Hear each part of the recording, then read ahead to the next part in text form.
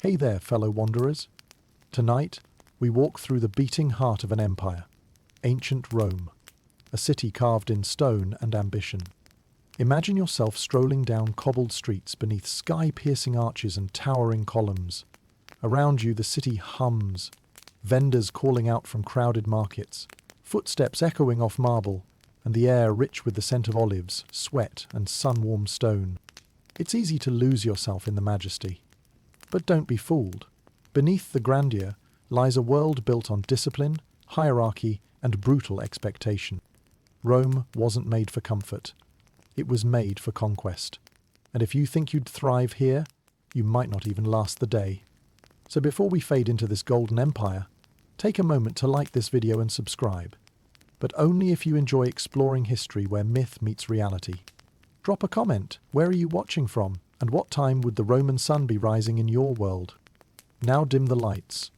Let the fan hum like wind through ancient stone. Let's begin. As you step back in time, the Rome you encounter is a city of both splendor and stark realities. Standing amid its towering aqueducts, you can't help but marvel at the engineering brilliance. But oh, the surprising diversity of smells. A heady mixture of spices, smoke, and humanity, but something of a Rome signature scent. Even the air here feels ancient, each breath a mixture of history and daily life wafting from the surrounding hustle and bustle. The shouts of vendors, hawking everything from dates to figs, fill the air, a cacophony of commerce played out daily. When you gaze upon the streets, the reality of cleanliness or lack thereof hits. The filth clings to the cobblestones, and you're suddenly reminded that sanitation isn't a strong suit in this world. Rome's famed sewage system, the Cloaca Maxima, is revolutionary, but it's not without its flaws. The streets, always alive with activity, are shared by humans and animals alike, the echo of hooves mingling with the calls of traders and the laughter of children. In this vivid world, interactions are a thrill. A dizzying array of dialects and languages flavor the air, showcasing Rome's melting pot of cultures. Here, in the beating heart of the empire, you see traders negotiating in Latin, Greek, and tongues unknown. The promise of a business deal is just one of the many lures of this place, as merchants reveal the multicultural essence of the Roman trade empire. Goods and stories alike travel vast distances to find their way here. You saunter past one of the many public fountains scattering the city, marveling at how the Romans have bent nature to their will. Water brought into the city with such ingenuity, an engineering marvel celebrated from afar. It may quench your thirst, but you've got to wonder about its purity, considering the hygienic standards of the day. Remember, the Romans are known for their cleanliness, but today's antiseptic norms are far from creation. Unlike the predictable rhythms of modern life, Rome surprises you at every turn. There's word of a grand feast at the Forum, where you might be a spectator to an elaborate banquet. Yet, while delicacies such as peacock might be served to elites, you as a commoner might content yourself with bread, a reminder of the vast social hierarchy here. Looking around, it's easy to romanticize this ancient metropolis, with its elegant statues and remarkable architecture. But it's crucial to remember the societal challenges and personal sacrifices behind every triumph. From remarkable urban planning to the revered gladiatorial games, this day-to-day existence starkly contrasts with our sanitized modernity. As you explore, the buzz of public life draws you, yet caution is your friend. Pickpockets abound and danger sometimes lurks in the shadowed alleyways. Rome's social fabric is one of complex interdependence. Friendships, partnerships, and rivalries shape everyday interactions. Historians still argue whether the underlying tensions of these dynamics were a ticking time bomb or simply the essence of Roman resilience. Stop for a moment to admire a mural painted along the wall of a nearby villa. This is art not just for beauty but for status, depicting the feats or fantasies of its owner. Vivid scenes of gods and mythical creatures, of battles fought and victories won, offer stories layered with meaning. It's ironic, isn't it? How such an impressive civilization coexists with contradictions. Peace alongside war. Luxury rubbing shoulders with poverty. Picture, for a moment, the laughter of children playing nearby, their games timeless and universal. Yet, behind their giggles, lies a world carrying weighty expectations and ancient traditions, many of which you'll soon unravel. Rome has a pulse, a distinct rhythm, seamlessly blending its past with present moments, and you've become part of this narrative.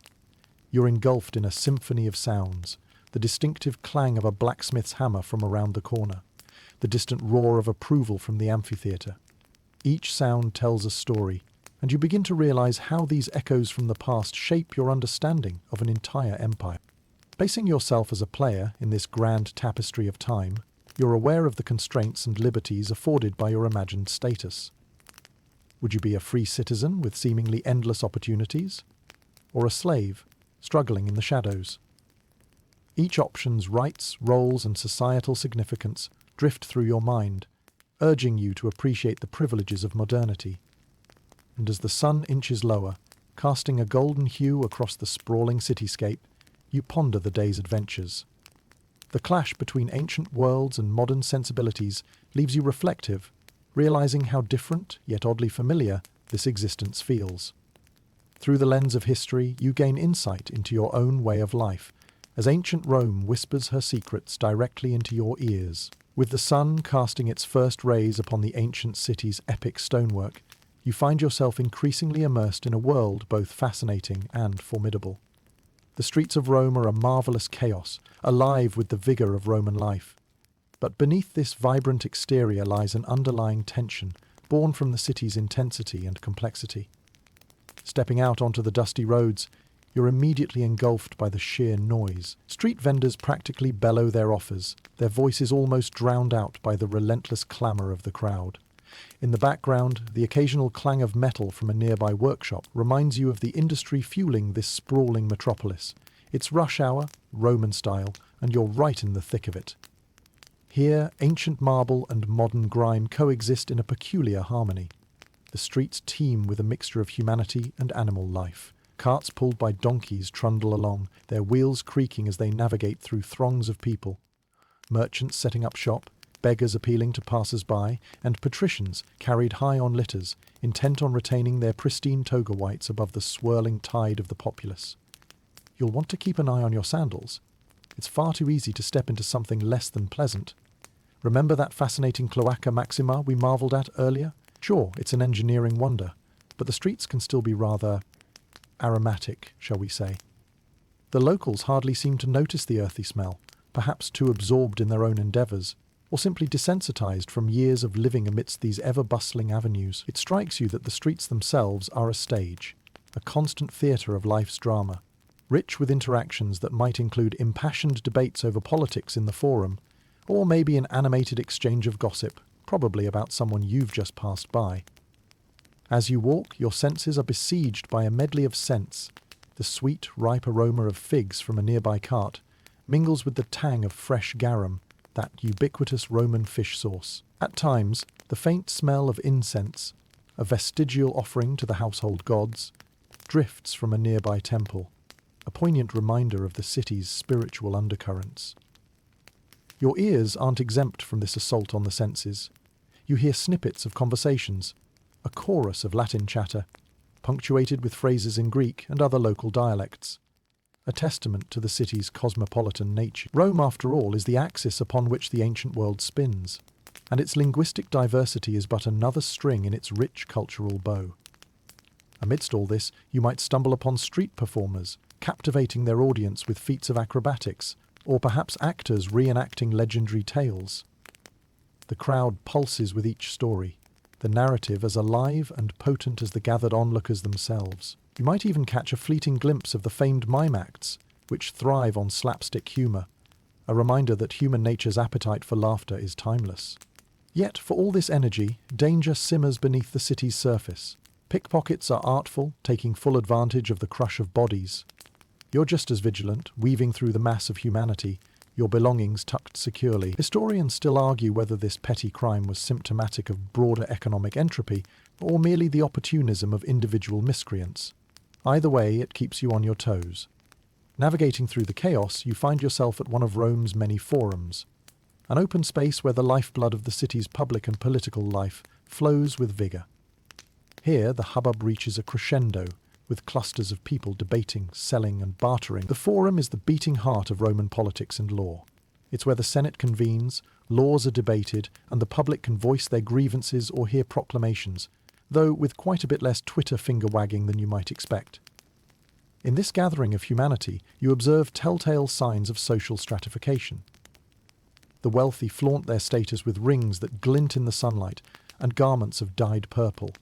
Their garments far richer than the woolen tunics of common folk. Differences in dress, mannerisms, even in the ways people speak, draw demarcations far more potent than any curb or fence. As you watch this dynamic social tapestry, you realize each pedestrian, merchant, senator, and slave is a part of the intricate web that sustains the empire. This network of relationships, fueled by commerce and politics, binds the citizens in shared existence. A city that prospers despite its challenges, fascination and fatigue mingle as you amble through the streets, your mind grappling with the vibrant tapestry of Roman life. Should you linger in the market, pick through the goods, or delve deeper into this urban labyrinth where every alleyway holds a new whisper of history? With each new corner turned, a different facet of Roman life unfolds. Weaving through time, much like the vibrant threads of history you find yourself entangled in. As the day progresses, so does your understanding of how this colossal city functions. Each person, each street, each marketplace reveals another layer of a civilization that feels both entirely foreign and comfortingly familiar. Through it all, Rome's pulse remains a constant beat, a reminder of its strength and the fleetingness forever etched in its stone streets and hearts it once held captive. Now that you've stepped into the vibrant tapestry of Roman streets, let's venture into a realm that's closer to your daily routine: personal hygiene in the Roman Empire. But cast aside any modern notions of sparkling bathrooms and neatly stacked toiletries. Here, maintaining cleanliness takes on a creative flair that might just make you reconsider grumbling about your gym's locker room. Imagine starting your day with a visit to the public baths, a cornerstone of Roman social life. Bathhouses, or thermae, are as much about hygiene as they are about socializing and conducting business, sort of. Like those modern co-working spaces, with organic cold brews, but with a lot more steam.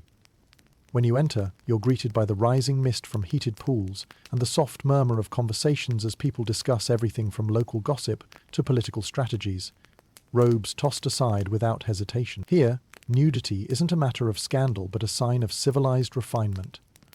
Roman baths are a spectacle in themselves, with elaborate architecture and an array of rooms catering to different temperatures. A hot bath, caldarium, a warm one, tepidarium, and a cold plunge, frigidarium. Oddly enough, soap isn't a part of this equation. Instead, you're handed a strigil, a small curved tool used to scrape off dirt and sweat, all while you're coaxed to relax and absorb the steam. It's a curious process, certainly effective if unconventional, and oddly satisfying. The baths also double as lounges for conversation and rejuvenation, a place where the line between politics and relaxation blurs beautifully. Even as you partake in this ancient spa day, you can't help but note the absence of privacy. In Rome, cleanliness and companionship go hand in hand, offering insights into a culture valuing community and interaction in the most unexpected of venues. But what about the less glamorous aspects of Roman hygiene? Open your eyes to the Roman approach to dental care, chewing on twigs to clean those pearly whites, and using ground pumice with water flavorful enough to rival modern-day spearmint, but with a tad more grit. Alas, they haven't yet discovered toothpaste or toothbrushes, so do forgive them their rustic remedy. Perfumes, too, play a significant role in keeping odours at bay. As bathing isn't a daily ritual, many Romans rely on fragrant oils made from flowers and herbs to mask the scent of hard labour and day-long travel. Even the toga itself carries a particular odour, a reminder that cleanliness, in this age, comes layered with natural scents. Call it odour Romanesque. As you probe further into the hygiene practices, you come face to face with the Roman latrines, a marvel of communal pragmatism if not comfort or privacy.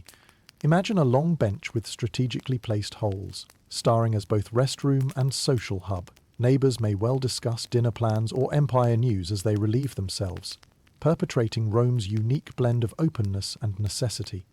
Historians still argue whether the infamous sponge-on-a-stick hygiene tool, yes, you guessed it, no charm in here, was quite the sanitary leap it aspired to be, or merely a testament to resilience. While Roman hygiene might surprise your modern sensibilities, Their grasp on communal solutions to personal problems offers a fascinating take on adaptation to environment. Romans embrace water with fervour and see public spaces as extensions of personal living, perhaps an unexpected lesson in resourcefulness and economy of space.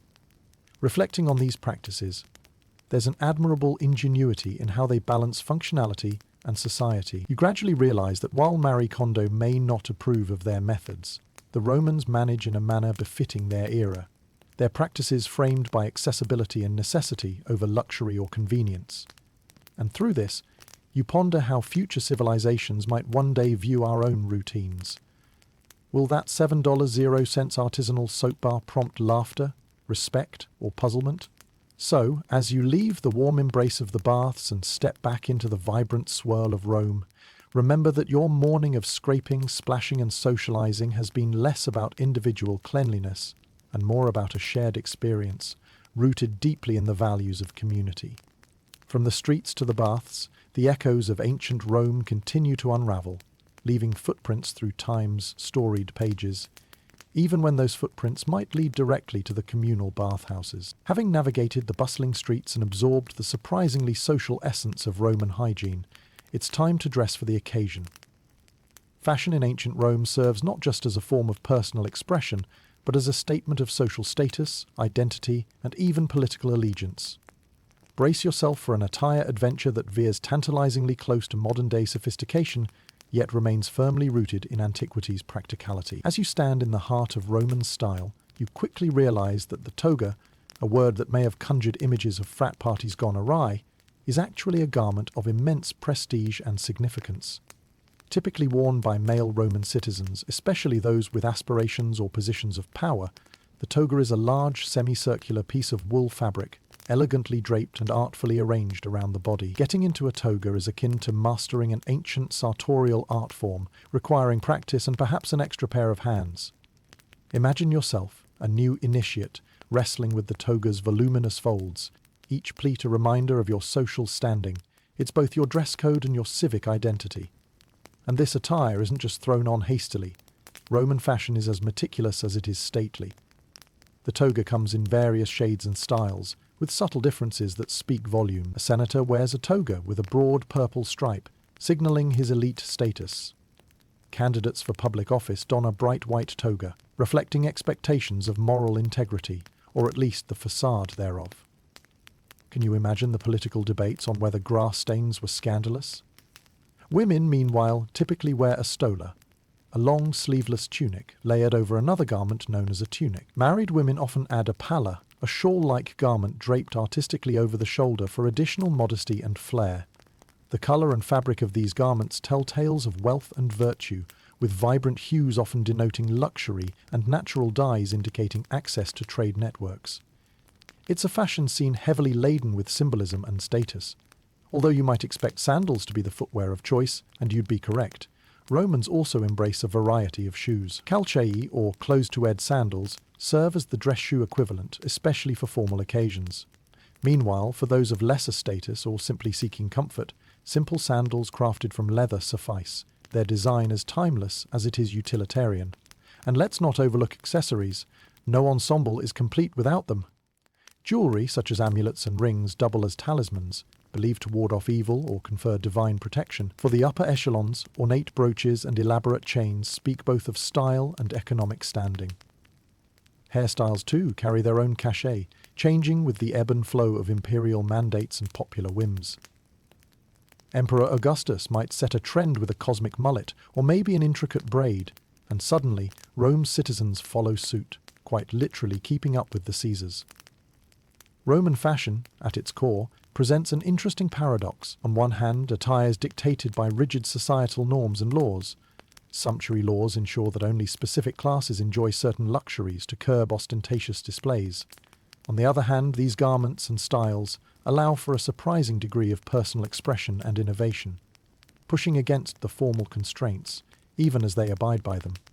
Historians still argue whether these garments represented a mode of subtle rebellion or mere obedience to the pressures of Roman society. Perhaps unexpectedly, there's a hint of practicality woven into this ancient wardrobe. While the clothing is draped and pinned rather than stitched, The simplicity in construction speaks to an efficient adaptation to climate and lifestyle. Woolen cloaks keep Romans warm in winter, while linen tunics offer breathability in the summer heat. Oddly enough, while you might envy the elegance, you'll laugh at the idea of simply throwing on a hoodie and jeans and being good to go. As you observe this interplay of tradition and trend, of status and symbolism, Roman fashion becomes more than just raiment. It unfolds as a dynamic tableau, portraying the wearer's place in the social hierarchy and underscoring a collective cultural narrative.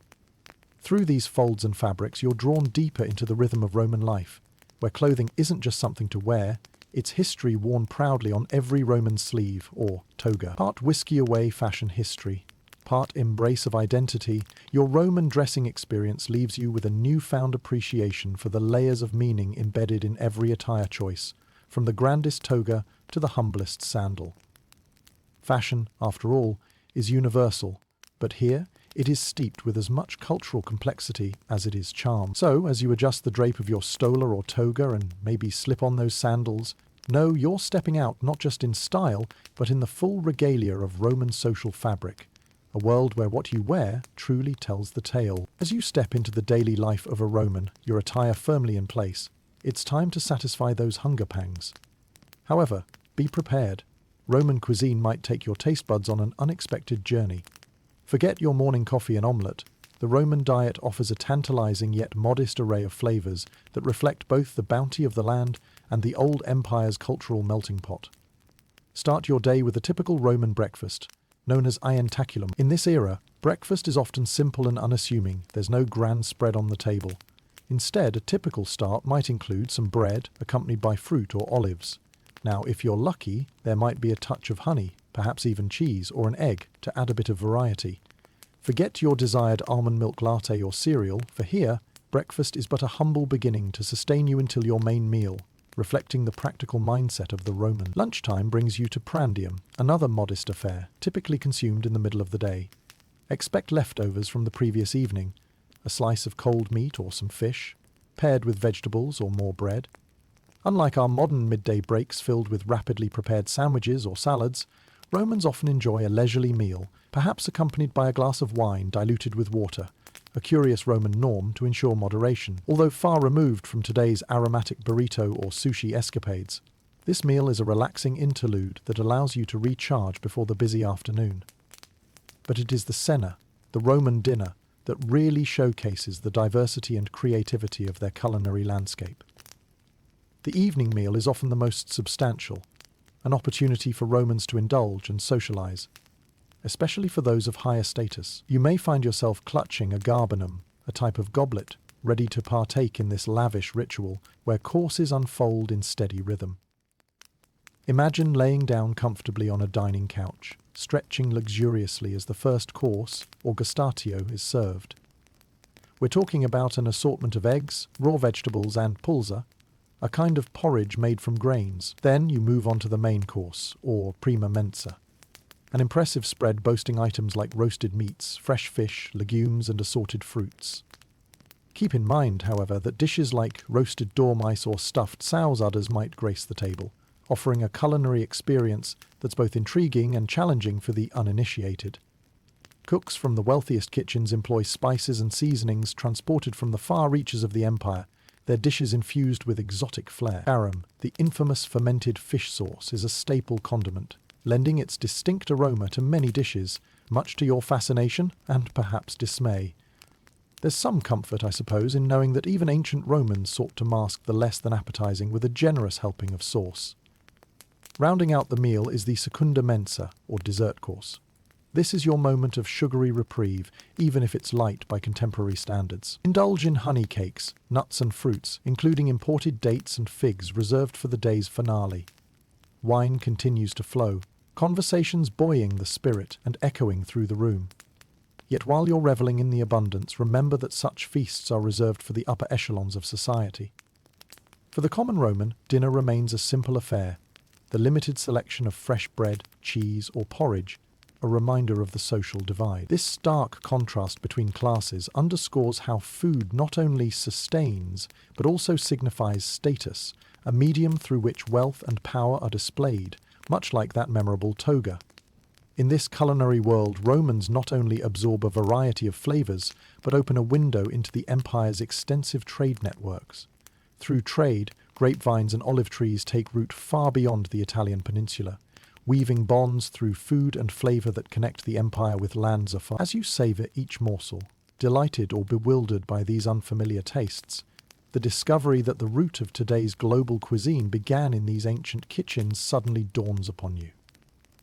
The practice of combining diverse ingredients that so famously defines modern cooking finds its antecedent in Roman innovation.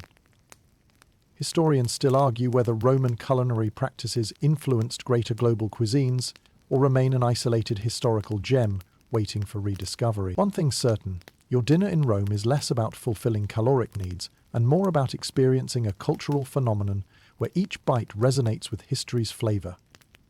So whether your banquet is fit for an emperor or simply enough to sustain your adventures, the exploration of Roman cuisine leaves you both enriched and curious. It's another taste of time layered with tradition and choice, echoing through ages as empires fall and cultures flourish. As your meal concludes and the twilight settles over Rome, your palate and mind savor the wealth of timeless flavors. Utterly Roman, uniquely historic. With your appetite well and truly satiated by the rich tapestry of Roman cuisine, it's time to explore another crucial dimension of ancient Roman life, the world of work. As you merge into the bustling melee of Rome's workforce, you realize that the economic backbone of the empire is sustained by a diverse mix of trades, crafts, and professions, each contributing in its own distinct way to the grandeur of this mighty civilization. Imagine beginning your workday alongside innumerable Romans, each headed towards their respective trades. Whether it's a bustling marketplace or a quiet workshop, these work environments form a vibrant mosaic, with each citizen playing a vital part. For many Romans, especially those in the lower classes, the day begins well before sunrise, a testament to their tireless contribution to the empire's ever-revolving cogs. Picture yourself as an artisan, a respected member of the Roman economy. Your workshop is a hive of creativity and skill, where you craft intricate mosaics or carve detailed sculptures. Artisans enjoy a certain status in Roman society, their work reflecting both personal expression and religious devotion, vessels of culture and tradition carved in stone, bronze, and clay. As you chisel away, each stroke of your tool reveals not just form, but the soul of a city steeped in history and artistry. Alternatively, you might find yourself casting off the toga in favor of a more hands-on role in agriculture. Farming, after all, underpins the Roman economy. Farmers rise with the dawn, the morning mist lifting as they tend to fields of wheat or vineyards of grapes. These simple yet vital tasks ensure a steady supply of food for Rome's ever-growing population, a labor of life as much for survival as sustenance. Life on a Roman farm demands resilience and adaptation, a daily dance with nature that, though humble, is a linchpin of societal well-being. Suppose your ambition draws you to the bustling markets of Rome, where traders and merchants form the throbbing heart of commerce. This is where products from across the empire, silks from the east, spices from Arabia, and oils from Egypt exchange hands, forging connections from distant lands and cementing Rome's place as a global powerhouse. The noise of haggling buyers and persuasive sellers fills the air, an intricate symphony of market life. Here, language barriers blur, and the art of negotiation is your ultimate tool, a testament to how economic acumen transcends cultural divides. Then there are the builders, men both skilled and strong, who labor tirelessly to erect the magnificent buildings and aqueducts that have stunned generations. The sound of hammers and the sight of scaffolds become almost musical as you witness the genius of Roman engineering in real time, marble columns rising like empires, each edifice adding to Rome's breathtaking skyline.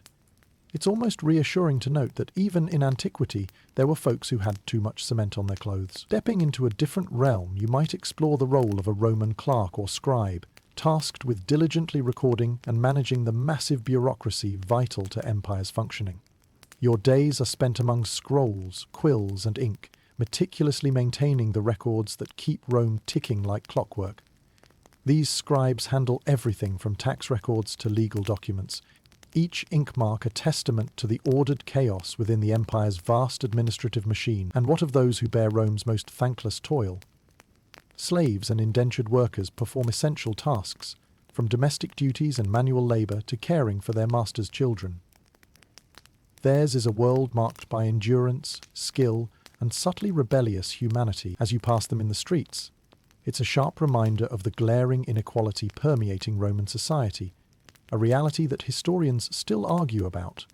Was this an unavoidable element of Roman civilization, or a failing reflective of societal blind spots? With every career path you explore, the diversity of the Roman workforce becomes abundantly clear. Each role, whether artisan or farmer, serves as an integral thread in the empire's intricate tapestry. Work isn't just about livelihood. It encapsulates a profound connection between vocation and identity, a notion no less relevant in the modern world.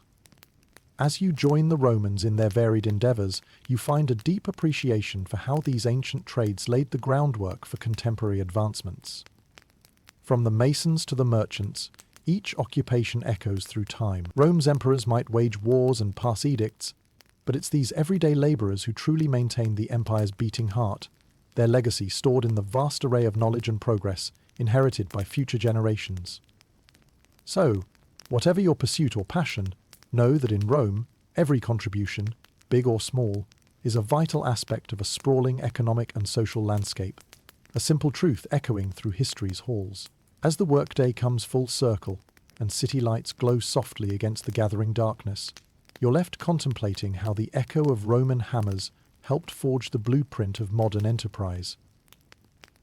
A tale of toil and tenacity, etched forever upon the sands of time. As dusk settles over the city and the vibrant day-to-day affairs of Rome begin to slow, your thoughts turn to the incredible lure of Roman entertainment. When it comes to leisure and diversion, the Romans certainly knew how to put on a show.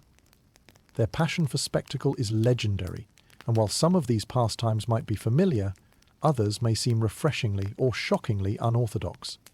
Let's begin with the heartbeat of Roman entertainment: the gladiatorial games. Picture entering the Colosseum, its towering arches and architectural triumph, casting long shadows as you weave through the bustling throng.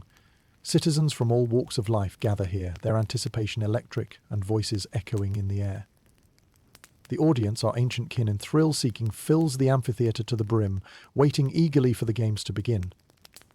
The air is thick with excitement as the gladiators enter the arena, their armor glinting in the sun. Combatants of varied backgrounds, from trained warriors to desperate slaves seeking glory or freedom, prepare to fight.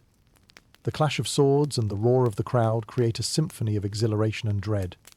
As you watch from the massive stands, the reality that these men risk life and limb for sport, where victor earns fame and a chance for liberation, while the vanquished face a grimmer fate, makes you reconsider your casual Netflix binge as a thrilling pastime. Historians still argue whether the games were purely a means of societal control, a channel for violence, or simply popular entertainment with moral overtones. Alongside gladiatorial combat, other spectacles gain the Roman applause. Imagine chariot races at the Circus Maximus. The roar of wheels and pounding of hooves echo across the stands as charioteers push themselves and their horses to the limit. The excitement is contagious, the stakes as high as in any modern-day sporting event. It's fast, it's dangerous, and it captures the Roman penchant for high adrenaline experiences, much like we seek today in extreme sports or even stock car racing. Beyond these more adrenaline-fueled entertainments, Romans enjoy occasions both grand and refined. Theatre and music play a significant role in their cultural diet. In open-air theatres or more intimate private venues, plays filled with drama, comedy and tragedy unfold for captivated audiences. Roman plays, heavily influenced by Greek traditions, often reflect the social and political dynamics of the day, offering a resonant, albeit sometimes critical, mirror to society. Here you might see renowned playwrights like Plautus or Seneca move their audiences with tales that range from side-splitting humour to profound meditations on the human condition. A more intellectual form of entertainment can be found in rhetorical contests and public debates. Attend a gathering in the forum where orators hone their craft, showcasing their wit and eloquence to enraptured listeners. Such events are as much about socializing and networking as they are about the topics at hand. The art of argumentation remains a high form of entertainment, casting its influence through centuries. Festivals, too, hold a special place in the Roman calendar, offering a blend of religious rites, processions, and spirited revelry. During Saturnalia, households turn hierarchy on its head. Servants temporarily trading places with masters, in a whirl of feasting and merriment. It's an inversion of roles that underscores the fluid nature of Roman celebrations, bridging social divides, if only momentarily. In the quieter corners of Roman entertainment, taverns and public squares buzz with simpler joys. Dice games, board games like Ludus Latrunculorum, akin to chess, and the shared stories that stitch communities together. These humble amusements distill a basic human desire for connection and relaxation, timeless pursuits that tie us to our Roman predecessors. What strikes you as most compelling is the Romans' ability to blend high culture with visceral spectacles, from the grand spectacle of the Colosseum to the intimate solace of a board game played by lamplight. Their forms of recreation reveal a civilization unafraid to celebrate the full breadth of human experience, embracing pathos, catharsis, and camaraderie in equal measure. As night falls and the heights of entertainment subside, you're left pondering how these ancient forms of amusement have evolved or stayed fundamentally the same through the millennia. Perhaps, despite the distance in time and culture, the impulse to seek amusement, connection, and reflection remains a constant thread, binding the modern world to our Roman ancestors with a shared understanding of life's diversions and delights. So let the spirit of ancient Rome fuel your own passion for culture and entertainment, daring to experience both the extraordinary and the everyday with open arms. Whether dazzling spectacles or simple pleasures, Roman entertainment enriches your understanding of a world not so different from our own, a vibrant chronicle where the stage's curtains never quite close, inviting you to be both spectator and participant in the endless drama of life. As the echoes from the amphitheatres fade, and the lively buzz of Roman entertainment settles into memory, let us journey deeper into the spiritual heart of ancient Rome.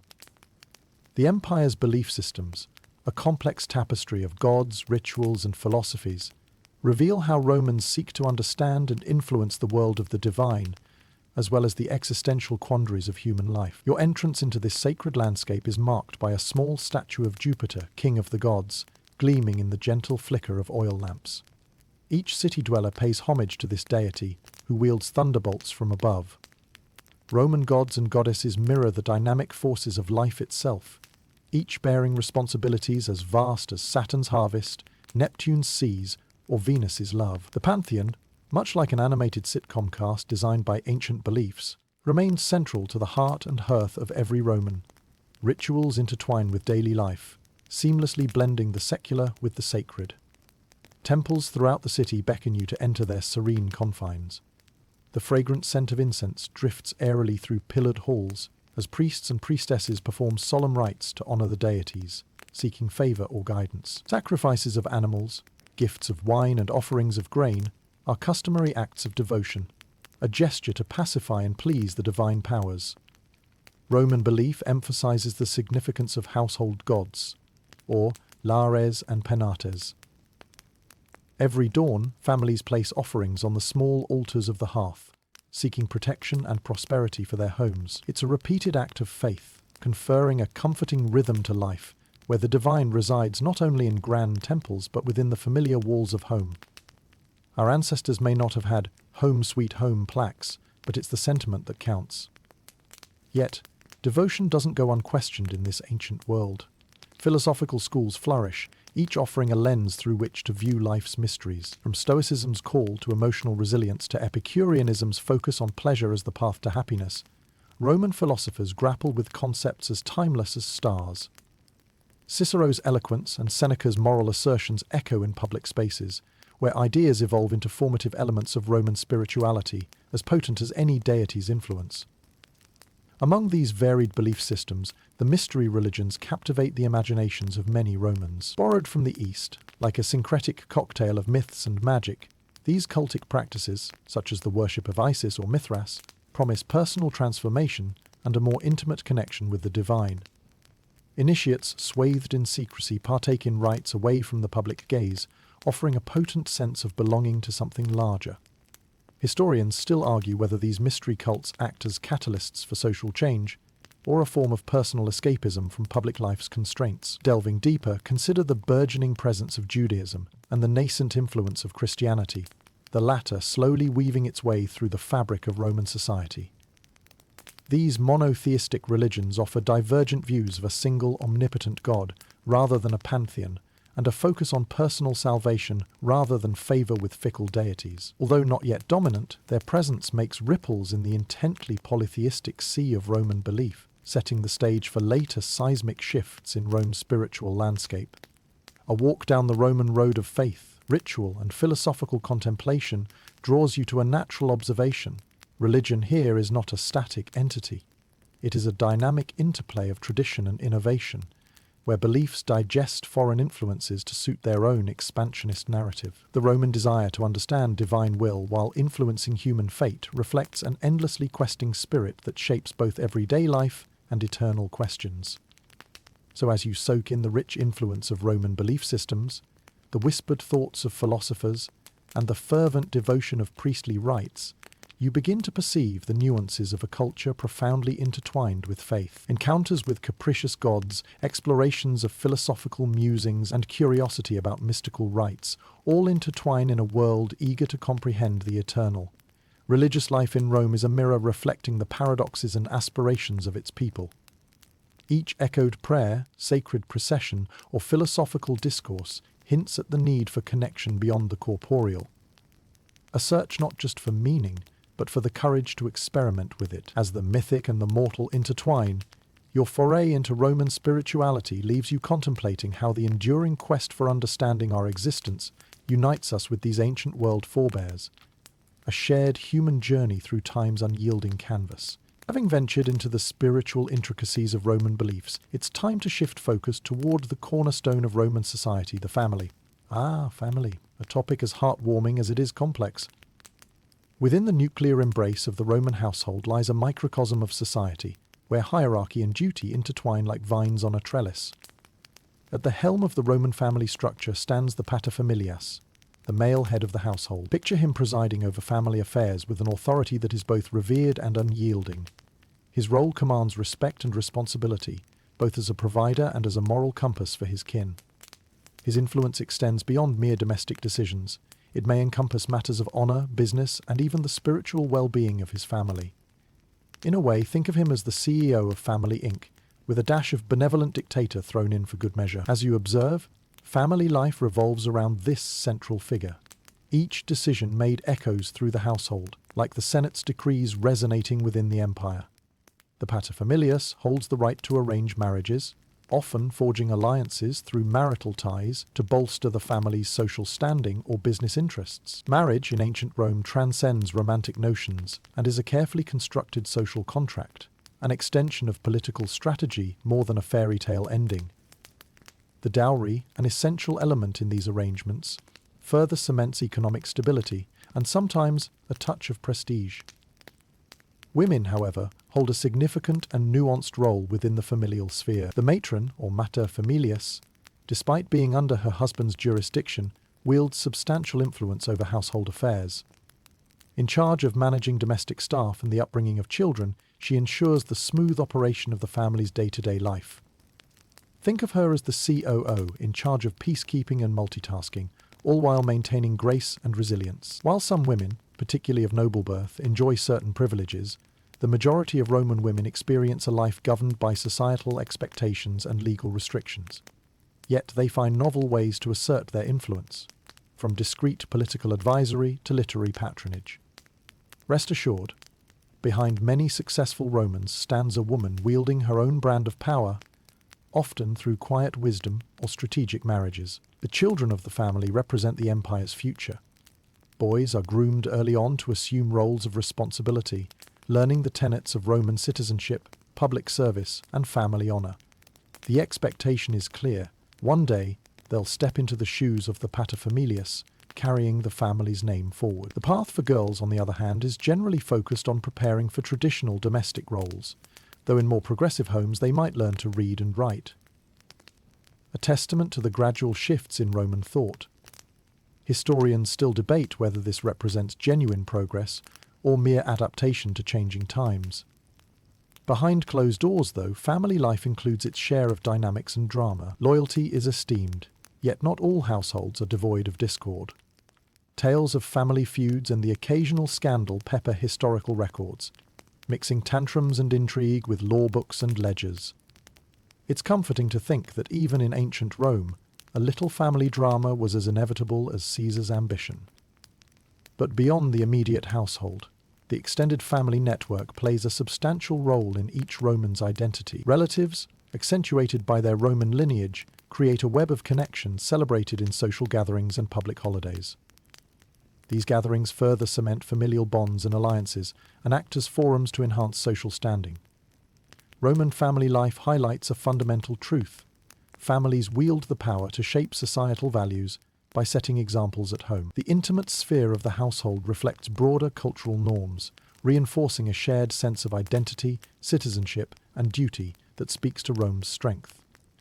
The age-old adage of family first emerges as universal, echoing through time's passage much like our own, cherished across centuries for its timeless counsel. As the echoes of familial laughter and gentle guidance reverberate through the ages, you realize that while circumstances have changed, the essence of family, a source of stability, love, and sometimes complexity, remains an enduring constant. So, whether bending the knee to a paterfamilias or embracing life lessons from a materfamilias, these familial dynamics leave you pondering how this cornerstone, flawed yet profound, ties the threads of human experience as tightly today as it did in ancient Rome. Having navigated the social labyrinth of Roman family life, it's now time to delve into an aspect of existence that remains as inevitable then as it is now: health and medicine. Prepare to swap your modern prescriptions and plush clinic visits for remedies and practices that thrive at the intersection of ingenuity and, well, the occasional head-scratcher. As you step into the world of Roman medicine, imagine a society attempting to understand the complex dance between humours, ailments, and treatments. The air resounds with discussions on balancing the body's humours: blood, phlegm, black bile, and yellow bile. This theory, borrowed from Greek thought, forms the bedrock of medical practice, demanding a delicate balance to achieve optimal health, a pursuit not unlike our continued chase for that nourishing smoothie. In Romans' quest for wellness, the local medici, akin to today's general practitioners, become indispensable. Physicians of the day range from learned professionals knowledgeable in the works of Hippocrates and Galen to street-side healers dispensing remedies with a touch of dramatic flourish. Enter their clinics and you'll find a fascinating array of tools: bronze scalpels, forceps, and even rudimentary dental equipment, all testifying to the Romans' penchant for practicality and precision. Despite the rudimentary understanding of anatomy by modern standards, Roman physicians perform marvels for their time.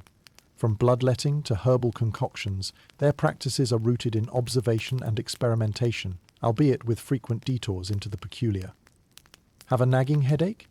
Perhaps a spell involving verbena or rubbing a paste of crocodile dung will do the trick. Unorthodox as it sounds, it encapsulates the innovation and adaptability of ancient healthcare, an approach that often involved trial, error, and an unwavering belief in nature's own remedies. The Romans are also pioneers in hygiene, recognizing the correlation between cleanliness and health long before germ theory takes the spotlight. Public baths, as we discovered earlier, are more than hubs of social interaction. They are also perceived as crucial for well-being. The emphasis on clean water and sewage systems, albeit imperfect, marks significant strides toward understanding health, even if their concept of sanitation doesn't yet include hand sanitizer dispensers. Surgery, too, presents a combination of skill and bravery. Surgeons handle a range of ailments, from battlefield wounds to cataracts, working in conditions starkly contrasting with today's sterile environments. Pain management often involves rudimentary anesthetics like opium and wine, reminding you of the trade-offs between relief and risk in this ancient enterprise. While surgeries risk infection, these endeavours underpin an aspiration for progress, revealing a society committed to healing, even when the cure sometimes falters. Interestingly, prayer and superstition amalgamate seamlessly with medicine. Romans invoked deities like Aesculapius, the god of healing, as part of their quest for recovery. Temples dedicated to health offer a sanctuary for supplicants, where rituals complement physical treatments, embodying the belief that favour from above enhances earthly interventions. And while medicine generally remains the domain of Greek-influenced physicians and male practitioners, Roman women are no strangers to the healing arts. Midwives, or obstetrices, play indispensable roles in childbirth and women's health, safeguarding that most universal and timeless of events, the arrival of new life. Historians still argue whether these female healers faced discrimination or were celebrated for their essential expertise, a discussion that parallels modern debates on equity and recognition in healthcare. Alongside these formal practitioners, folk medicine and home remedies proliferate. Local knowledge about herbs such as sage or fennel, passed down generations, offers practical solaces for simple ailments. These remedies reinforce community ties and collective wisdom, showcasing how ordinary Romans become, in a sense, partners in their own care, an attitude perhaps not as removed from today's holistic approaches as you might think. As you leave behind this melange of medical philosophies and practices, you find yourself moved by the Romans' persistent strive toward wellness. Their blend of empirical observation with spiritual and communal engagements reflects humanity's universal pursuit of health and healing, a quest that transcends time's passing. Rome's medical landscape entwines logic and law into a remarkable tapestry, with ancient wisdom leaving indelible imprints on the future. As you step back to your modern world, a reflection on the persistence of health's importance lingers in your mind, much as it did for those long-ago Romans journeying toward their own version of wellness and balance. With the intricate world of Roman medicine explored, your journey now takes you into a realm where discipline, duty, and resilience stand at attention. The life of a Roman soldier. Stepping into the sandals of a legionary offers a unique glimpse into the structure and strength that fortify the empire's expansive reach. As you don the soldier's gear, imagine the weight of a lorica segmentata, the iconic segmented armor clasped securely around your torso. It's both cumbersome and reassuring, a suit of protection designed to deflect the weapons of foes and the uncertainties of fate. Your gladius, a short but brutal sword, hangs at your side, a testament to the Roman military's practicality and emphasis on close-quarters combat.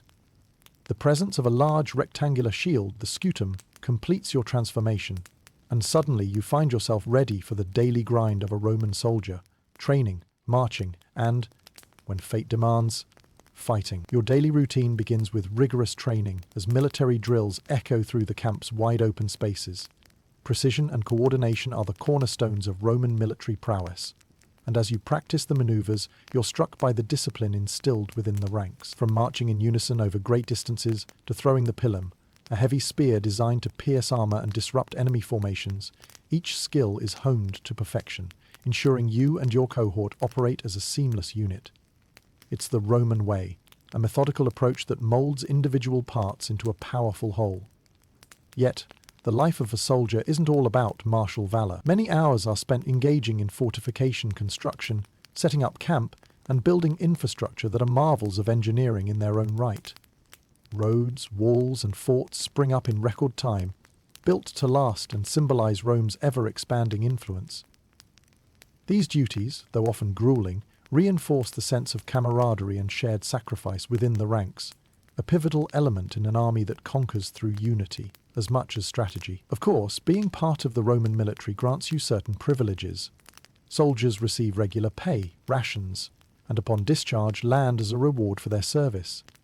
It's an appealing notion that a life of rigid discipline might eventually be followed by a comfortable retirement, perhaps farming those fertile fields that your boots once trampled under orders of conquest.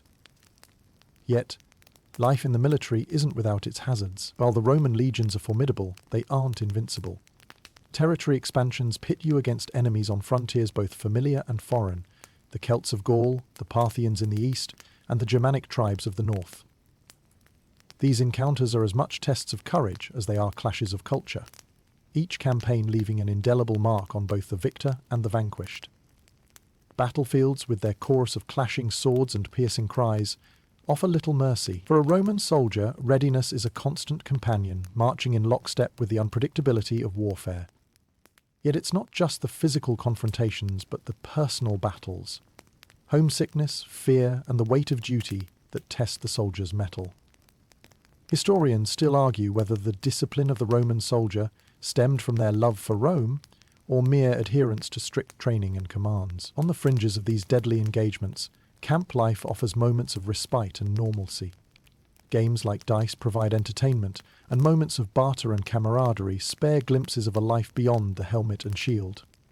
Through these shared experiences, intricate bonds of loyalty and friendship bind the heart of the military, enveloping the individual within the tapestry of legionnaire solidarity. And then there's always the looming prospect of promotion to centurion.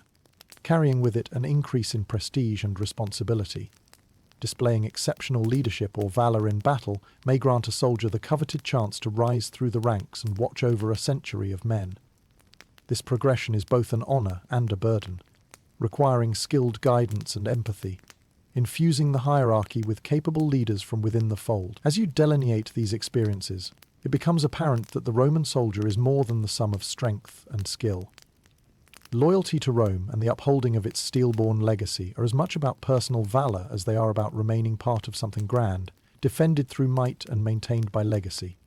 So, as you end your day and unstrap your armor to rest beneath the starlit sky, you ponder the life of the legionary, a mosaic of fortitude, challenge, and communal grit. In this ageless struggle for empire and honor, you recognize the echoes of your fears and aspirations mirrored in their footsteps. For within each soldier beats a heart torn between past and future, a reminder of the relentless cadence of Roman order, unyielding across time's vast and sprawling battlefield. Now that you've experienced the rigorous life of a Roman soldier, it's time to delve into the complex machinations of Roman political life, a world of power, persuasion, and intricate strategy. Imagine yourself stepping into the corridors of influence and ambition, where the heart of Roman politics beats with ceaseless vigor. Walking through the grand arches of the Senate House, you're enveloped by the hushed conversations and quiet determinations that define this august body. Senators, clad in the distinctive togas adorned with a purple stripe known as the toga praetexta, occupy key positions of power, steering the fate of the empire with deliberation and debate. The Senate, that ancient institution hailing from the Republic's days, holds a revered position despite the emperor's looming shadow in the long line of its history. Within these marbled halls, you witness the unfolding of political theatre, rarely seen by common citizens. The air is charged with the fervour of oratory and rhetoric, as senators craft impassioned speeches designed to sway minds and shape decisions. The art of persuasion is paramount. Words and wit become tools as sharp as any sword. Every gesture, inflection, and well-timed pause can shift allegiances and alter the course of governance. Beyond the grandeur of official proceedings, the web of Roman politics extends into the bustling forums and private gatherings that form the city's beating heart. It is here that deals are brokered, alliances are cemented, and rivalries subtly nurtured. The patrons and clients exchange favours, a symbiotic dance that underscores Roman societal structure.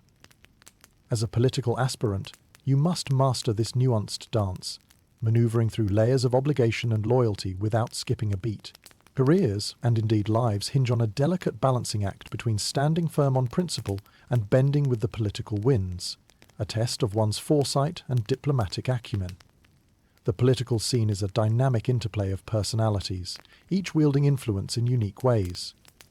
Senators vie for prominence, each possessing a unique agenda shaped by personal ambition, familial ties, or philosophical convictions. Navigating this contentious environment means anticipating your rival's moves on a political chessboard, a lesson often learnt through experience and failure. The emperor, however, wields the ultimate authority, whether dealing with a benevolent ruler like Augustus or a more capricious one like Caligula. The Senate must tread carefully, balancing deference with asserting its own power.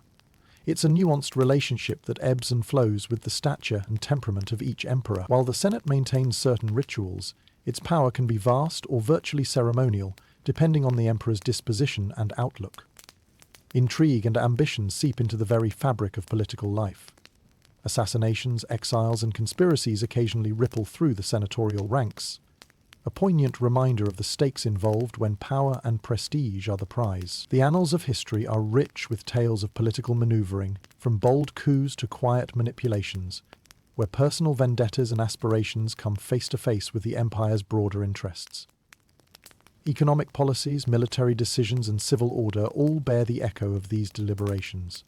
Lawmakers grapple with diverse challenges, from the need to safeguard Rome's borders to coordinating extensive infrastructural projects that propel the city into modernity. Governance requires balancing Rome's glory days with the practical realities of day-to-day administration, determining the quality of life for both citizens and subjects alike.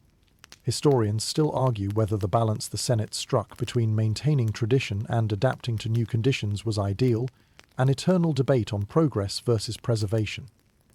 As you glimpse the tapestry of Roman political life, the importance of honor reputation, and public perception becomes glaringly clear. Public games and spectacles not only entertain, but also serve as strategic tools for engaging citizens and garnering favor. Every act of charity or public generosity is meticulously calculated, an investment in political capital. Politics, in Rome, is more than just governance. It is a craft, a pursuit that calls upon strategy, eloquence, and a sense of timing that verges on the theatrical. As the daily session concludes and the senators disperse into the sprawling city, you're left contemplating the intricate dance of power that defines the Roman political landscape. For within these storied walls, where egos clash and ambitions thrive, the destiny of an empire is sculpted by those who dare to embrace the challenge. You depart, carrying a newfound appreciation for a world where order and chaos coalesce, shaping an empire's legacy that echoes forward into the annals of history, forever influential, forever debated, and forever adorned with the spirit of intrigue and governance. With the echoes of political debate still reverberating in your mind, your journey now shifts to another aspect of Rome's enduring legacy, its architecture and engineering. Step through the annals of history, where the city's stunning feats of construction reflect both its aesthetic aspirations and its pragmatic genius. As you wander through the bustling streets, your eyes are drawn upwards to the imposing structures that dominate the skyline. The triumphant arches, majestic columns, and expansive bridges showcase Rome's architectural prowess, a city transcending mere function to reach unrivaled grandeur. Imagine walking beneath the towering Arch of Titus, commemorating imperial victories with intricate engravings that tell triumphant tales etched in stone. In every direction, evidence of Roman engineering genius surrounds you. Roads, famously straight and resilient, stretch from the heart of Rome to the furthest reaches of the empire. These ancient highways are not only marvels of engineering, but also vital to maintaining Rome's political and economic dominance. Imagine traversing the Via Appia, the revered queen of roads, feeling the historical pulse beneath your feet, as if each cobblestone whispers the empire's expansive reach. But it is the awe-inspiring aqueducts that truly illustrate Rome's ability to bend nature to its will. Tens of kilometers long, these massive structures carry fresh water from distant sources into the city, a feat of ingenuity ensuring that fountains, baths, and households alike enjoy constant access to life's most precious resource. The Pont du Gard, an aqueduct of breathtaking elegance and precision, stands as a testament to the human spirit's capacity to create harmony between form and function. Step inside the Pantheon, where the magnificence of the dome above transcends its architectural purpose, transforming into a spiritual experience of divine awe. The oculus at its apex allows light to cascade in, furnishing the space with an ethereal hint that connects the earthy and the heavenly. Admiring the Pantheon's perfect proportions, you come to understand how geometry and art marry to create a unified masterpiece of design, breaking boundaries and setting standards for centuries to come. Then there's the majestic Colosseum, its elliptical form a gravity-defying achievement of concrete and imagination. Enter its ancient arena, where thousands once gathered to witness the incredible spectacles we've discussed. Careful engineering allows the Colosseum to accommodate vast crowds while ensuring structural stability, a combination of artistry and practicality that projects Rome's power and sophistication. Romans are also pioneers of the concrete revolution, introducing a material that affords more ambitious building designs and larger structures than ever before. Their innovation isn't limited to public arenas and temples, but extends to the civic buildings and living spaces that define Roman urban life. From the Basilica Sulpia, a central venue for public and legal affairs, to the insulae, multifamily housing complexes, for Rome's burgeoning population, each structure exemplifies how architecture accommodates evolving social needs. Venturing further, you encounter the majestic cityscape, highlighted by the use of column orders. From the simple Doric to the ornate Corinthian each, adding character and solemnity to the architecture. These columns don't just support, they narrate stories and carry cultural significance, transforming buildings into emblems of art. But architectural might belongs not only to the heroic structures, it extends to everyday innovations that enhance Roman life.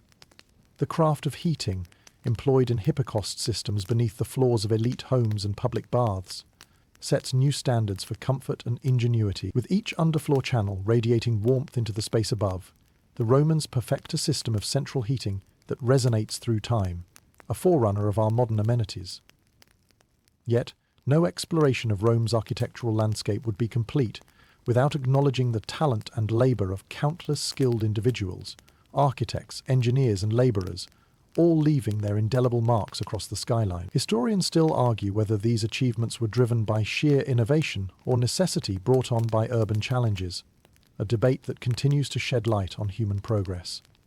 As you reflect on these magnificent structures and the intellect that birthed them, it becomes clear that Roman architecture and engineering are not merely about bricks and mortar. They symbolize the empire's reach and longevity, an enduring legacy of creativity that set the standard for generations. So, as you stand amidst the remnants of monumental arches, traverse the roads designed for eternity, and gaze up at the awe-inspiring fortresses of ancient Rome, you gain insight into a civilization that not only mastered the art of empire building, but also possessed the ambition to create a legacy of stone and spirit.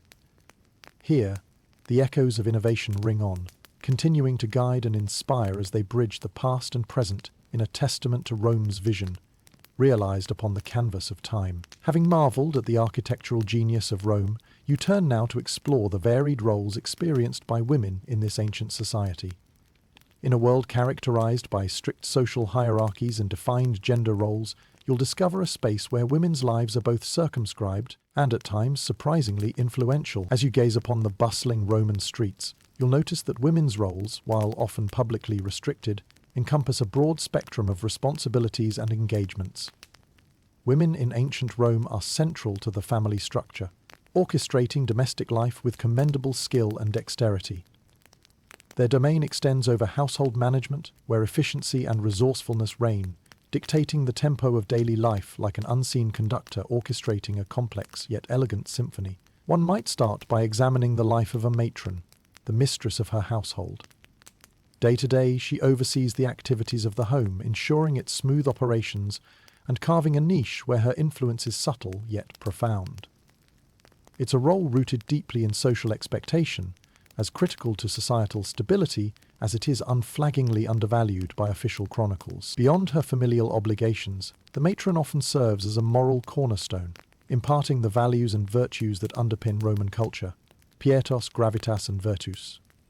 Through her children, she casts the lessons of these virtues forward into the next generation, cementing her legacy in whispered guidance and dutiful instruction.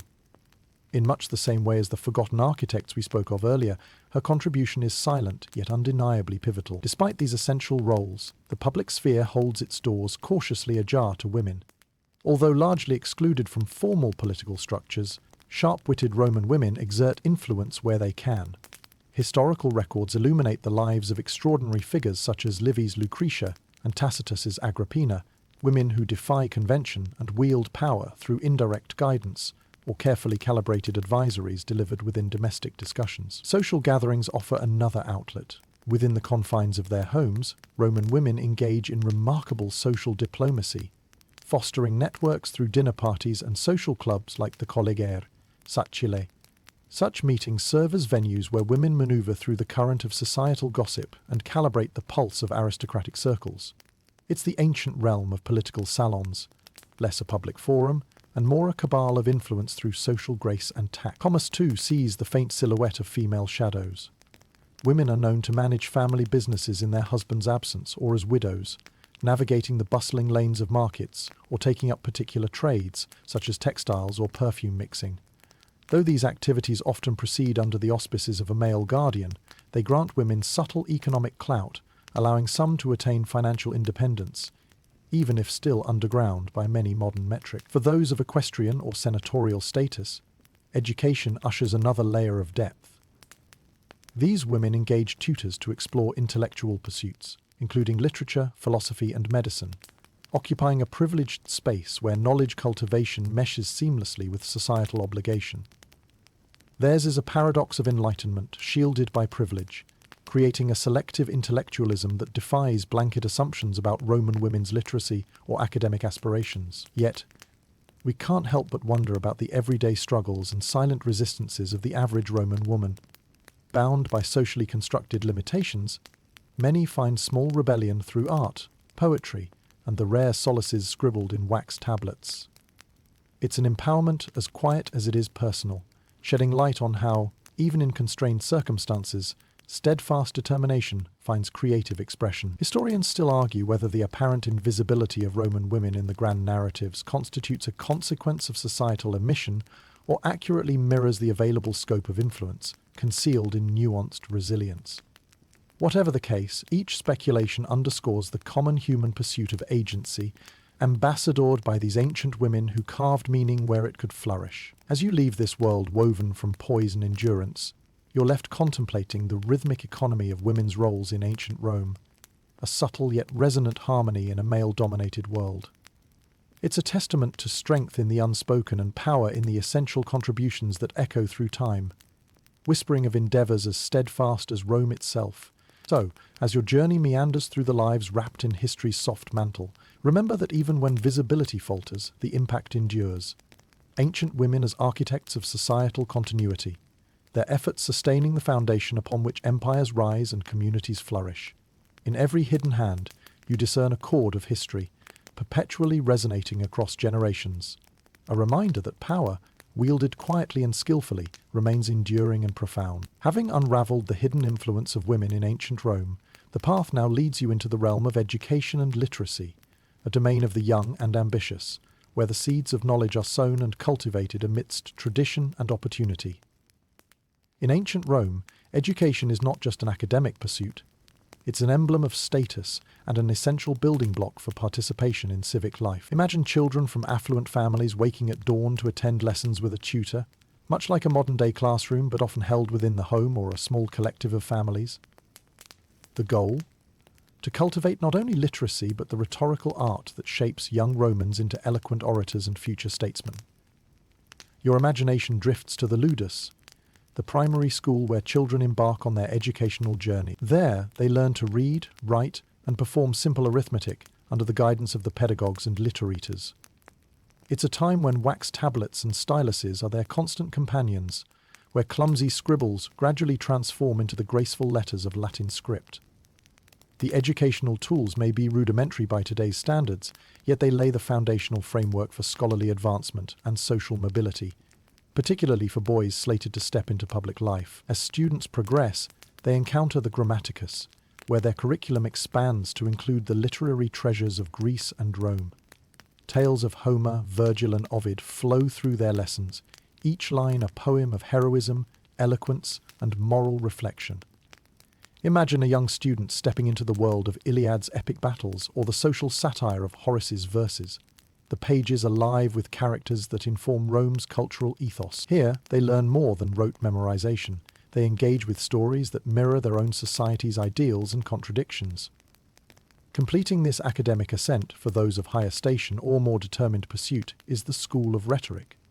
With the rhetora, students refine the art of persuasion, an invaluable skill in Roman public life. It's akin to mastering a performance. One must learn not only what to say, but how to say it. The rhythm of a speech, its logical structure and emotional appeal, each element, is polished to captivate audiences and sway decisions in senatorial debates or legal scuffles. The path to eloquence is arduous, resembling a modern law degree or a political science curriculum, its completion heralding readiness for the civic arena. Yet, as you're discovering ancient Rome's educational landscape, realize it's one forged along lines of privilege and gender. So while boys from wealthy families often benefit from such extensive teaching, girls' education varies by circumstance. Patrician daughters might receive comparable tutoring to boys, particularly in literature and music, but often with a focus on domestic skills. For most girls, education is informal, conducted largely at home, a reminder of cultural norms prioritizing familial roles over public ambition. Away from the privileged classrooms, other educational traditions also flourish. Young crafters and apprentices typically learn through practical experience, mastering skills needed in artisanship or commerce. Plumbers, blacksmiths, and scribes pass down knowledge from one's forebears, an education steeped in trade and personal ingenuity, ensuring livelihood amid the grandeur of scholastics. Moreover, the role of libraries shouldn't be overlooked. Places like the Grand Library of Alexandria act as cultural hubs where ambitious scholars from across the empire converge. Though primarily limited to elite access, these institutions symbolize the broader quest for knowledge. an emblem of intellectual exchange and discovery, resonating through the corridors of history. Historians still argue whether Roman education was the engine of social progress or merely a reinforcement of existing hierarchies. But perhaps more poignantly, each classroom of the past echoes with the universal pursuit of understanding, finding resonance in how we learn today. As you reflect on the classical world's education, a tapestry woven from wisdom and ambition, it strikes you how these ancient practices cement the foundations of Western thought and literature. Whether through formal schooling or the quiet mentorship of trade, the lessons of Rome's education touch the modern world with legacy's gentle hand. So, as your journey pauses beside whirring wax tablets and echoing recitals, consider your own path of lifelong learning and discovery. When Rome lifts its voice in knowledge's refrain, you listen not just for the tales of centuries past, but for the harmonies that tie together an eternal human quest, reminding us how ancient intellect, once sparked, forever illuminates time's collective night. As we leave behind the classrooms and libraries, our journey now takes a sobering turn into a reality that underpinned much of Roman life: slavery. In the vast and powerful Roman Empire, slavery was not simply a component of the economy but a fundamental institution that wove itself into every facet of society. Peering into this world presents a complex tapestry of power, labor, and humanity intertwined. Imagine walking through a bustling Roman market, the air thick with the chatter of traders and the scent of myriad goods. In a corner stands a slave auction, a common yet jarring scene. People of varying backgrounds, captured from the farthest reaches of the empire, stand upon platforms, commodities to those who bid on them. The slaves come from diverse origins: Gauls, Greeks, Syrians, and Africans, each burdened with stories of displacement and survival. To the Romans, these individuals are essential currency, acquired in warfare, by piracy, or as trade goods. A slave's life in Rome varies dramatically, dictated by the nature of their work and the temperament of their masters. The luckiest among them serve in affluent households, perhaps as tutors, scribes, or skilled artisans. These positions, despite their inherent subjugation, bring opportunities for manumission, the chance to earn freedom, and perhaps integrate into the broader Roman society as freedmen. Imagine a Greek slave educating the young elite, or a talented entertainer garnering both admiration and respite from harsher fates. For many, however, life as a slave is characterized by toil and hardship. Agriculture and mining present grueling challenges, demanding ceaseless labor under oppressive conditions. Slaves in these roles work fields that stretch to the horizon, or extract resources deep within mines, tasks that are as unforgiving as they are essential to maintaining Rome's economic engine. The life expectancy for slaves in such conditions is notoriously short, with health and well-being often disregarded in the pursuit of imperial prosperity. The treatment of slaves is another aspect steeped in variance and complexity. Some masters are known to show kindness and delegate tasks with equity, perhaps acknowledging their slaves' humanity and contributions. Others, however, adopt cruelty or indifference, wielding power harshly against those considered property rather than people. Reflecting upon this, it's apparent that the nuanced interplay between master and slave forms a crucible where human essence and dignity are both tested and acknowledged. Slave revolts occasionally punctuate this reality, spectacular and desperate bids for freedom that echo through history, the most famous being the legendary uprising led by Spartacus. This revolt captures the collective yearning for freedom and autonomy, a poignant reminder of hope against overwhelming odds. Despite their ultimate defeat, such revolts underscore an unwavering spirit that refuses subjugation, hinting at the latent power each enslaved individual harbors within. Within this social structure, some slaves manage to navigate paths to freedom. Manumission is a significant phenomenon.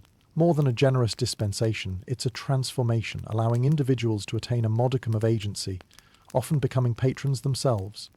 Freedmen could occupy respected roles, engaging in commerce or crafts, contributing vibrantly to Roman society and blurring the lines between servitude and citizenship. It's worth noting the legal nuances of slavery in Rome, intricately woven into property laws and civil rights. Slaves have no legal identities. They're considered property in the eyes of the law, a viewpoint echoing through Roman legal texts. Yet Roman society's paradoxes shine through. As freedmen and their descendants gradually climb societal ranks, a vestige of individuality breaking through institutional constraints. Historians still debate the profound impacts of slavery on Roman culture and economy. Were slaves an integral force that spurred economic achievement, or were they a moral blemish reflecting the empire's darker excesses? Beyond this debate, there's an acknowledgement that the resilience and resourcefulness of enslaved people left a deeper imprint on Roman society than acknowledged in traditional records. As your exploration deepens, a tapestry emerges, alive with struggle and survival, resistance and acquiescence. The tales of those who lived, suffered, and overcame this institution form an undercurrent flowing beneath the grandeur of Rome. A society built on the shoulders of those whose stories often went unsung. So, as the sun sets over the dusty avenues of Rome, casting long shadows on a world complex and ever-evolving, you ponder the human cost of empire, the intricate web of history where oppression and aspiration twine together. In this reflection, the stories within slavery's shadow offer perspectives, urging contemplation and empathy, revealing the true vastness and paradox of the human condition. In every silent auction, every whispered tale, and every revolt's echo, you hear the strains of resilience and realization, a call to ensure that the past informs the present, and that voices once unheard continue to resonate through the vast corridors of history's refrain. With the complex nuances of slavery still echoing in your mind, we set off on another essential aspect of Roman life: travel. In an empire that stretches from the sunlit shores of Hispania to the dense forests of Germania, the Roman transportation and trade networks weave together a mosaic of paths that enables movement, commerce, and cultural exchange. Step onto these ancient roads and prepare for a journey that transports you both literally and metaphorically through the heart of this immense empire. The Roman Empire's vast expanse necessitates an infrastructure that can handle the demands of governance, commerce, and communication. As you venture onto the famed Roman roads, the reality of Roman engineering ingenuity becomes apparent. These roads aren't mere cobbled paths. They are well-compacted, expertly engineered routes designed for longevity and efficiency. Imagine the Appian Way. Its smooth stones have borne the steps of imperial armies, ambitious merchants, and the everyday travels of citizens and slaves alike. It's as if each road is a thread, weaving together the far-flung corners of the empire into a cohesive whole. As you tread these time-worn paths, you witness the remarkable uniformity and organization the Romans bring to their roadways. Milestones line the routes, offering travelers essential information. Post houses, or mutunes, provide places for rest and the exchange of horses, while mansions offer more extensive accommodations for weary travelers needing longer stays. It's a precursor to the modern concept of rest stops and motels, each designed to ease those long journeys. Travel, while facilitated by such infrastructure, remains harrowing and unpredictable. The safety of travelers isn't always guaranteed, and the threat of bandits adds a layer of caution to the adventurer's spirit. Armed escorts sometimes accompany ventures into more perilous regions, the risk underscoring the adventurous aspect of what today might seem a mere inconvenience. And while rich Romans might travel in luxurious litters carried by slaves or ride carts cushioned against the harshness of the journey, others grit their teeth against nature's whims, facing heat, storms, and the arduous march of distance. Not only roads facilitate movement, Rome's extensive network of waterways plays a critical role. Rivers and coasts transform into vital arteries of trade and transport. Picture merchant vessels navigating the mighty Tiber, or setting sail across the Mediterranean's azure expanses, laden with goods bound for foreign ports. The clatter of trade olive oil amphorae, Egyptian grain, and Spanish silver defines these journeys, echoing through Rome's thriving marketplace. These ships not only transport goods, but also ferry people and ideas, kindling the flames of cultural exchange powered by Rome's vast reach. Land and sea converge in bustling ports like Ostia and Neapolis, where languages and faces intermix under the synchronous sway of commerce. Here you'll find travelers with tales from exotic lands, traders haggling with vivacity, and ships loading and unloading their varied wares. The port's cacophony is a testament to Rome's open arms, welcoming and dispatching vessels with the tireless rhythm of empire. Yet, despite these diverse modes of transportation, travel in Rome can be surprisingly slow by our modern standards. A journey of a few hundred miles may well take days or weeks, depending on conditions and the caprices of ancient travel. Patience is essential. each mile an encounter with Rome's legendary vastness and diversity. Historians still argue whether the Roman road and transport systems were primarily a means to consolidate imperial power efficiently, or a testament to the age-old human desire for connection and exploration.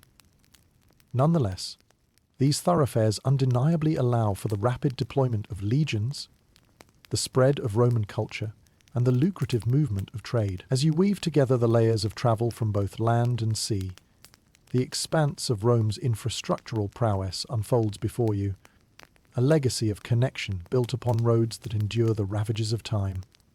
These routes are physical manifestations of a thriving civilization, each traveller a stitch in the fabric of Rome's intricate tapestry. So, as you step off the ancient pavements, confident in the strength of those supporting stones, the profound impact Rome's network had on shaping both its immediate world and ours becomes evident.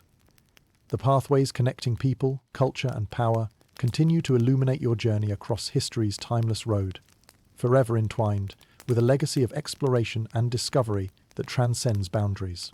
Through the dust and echoes of millennia-old footsteps, your reflection on Roman travel reveals a poignant truth.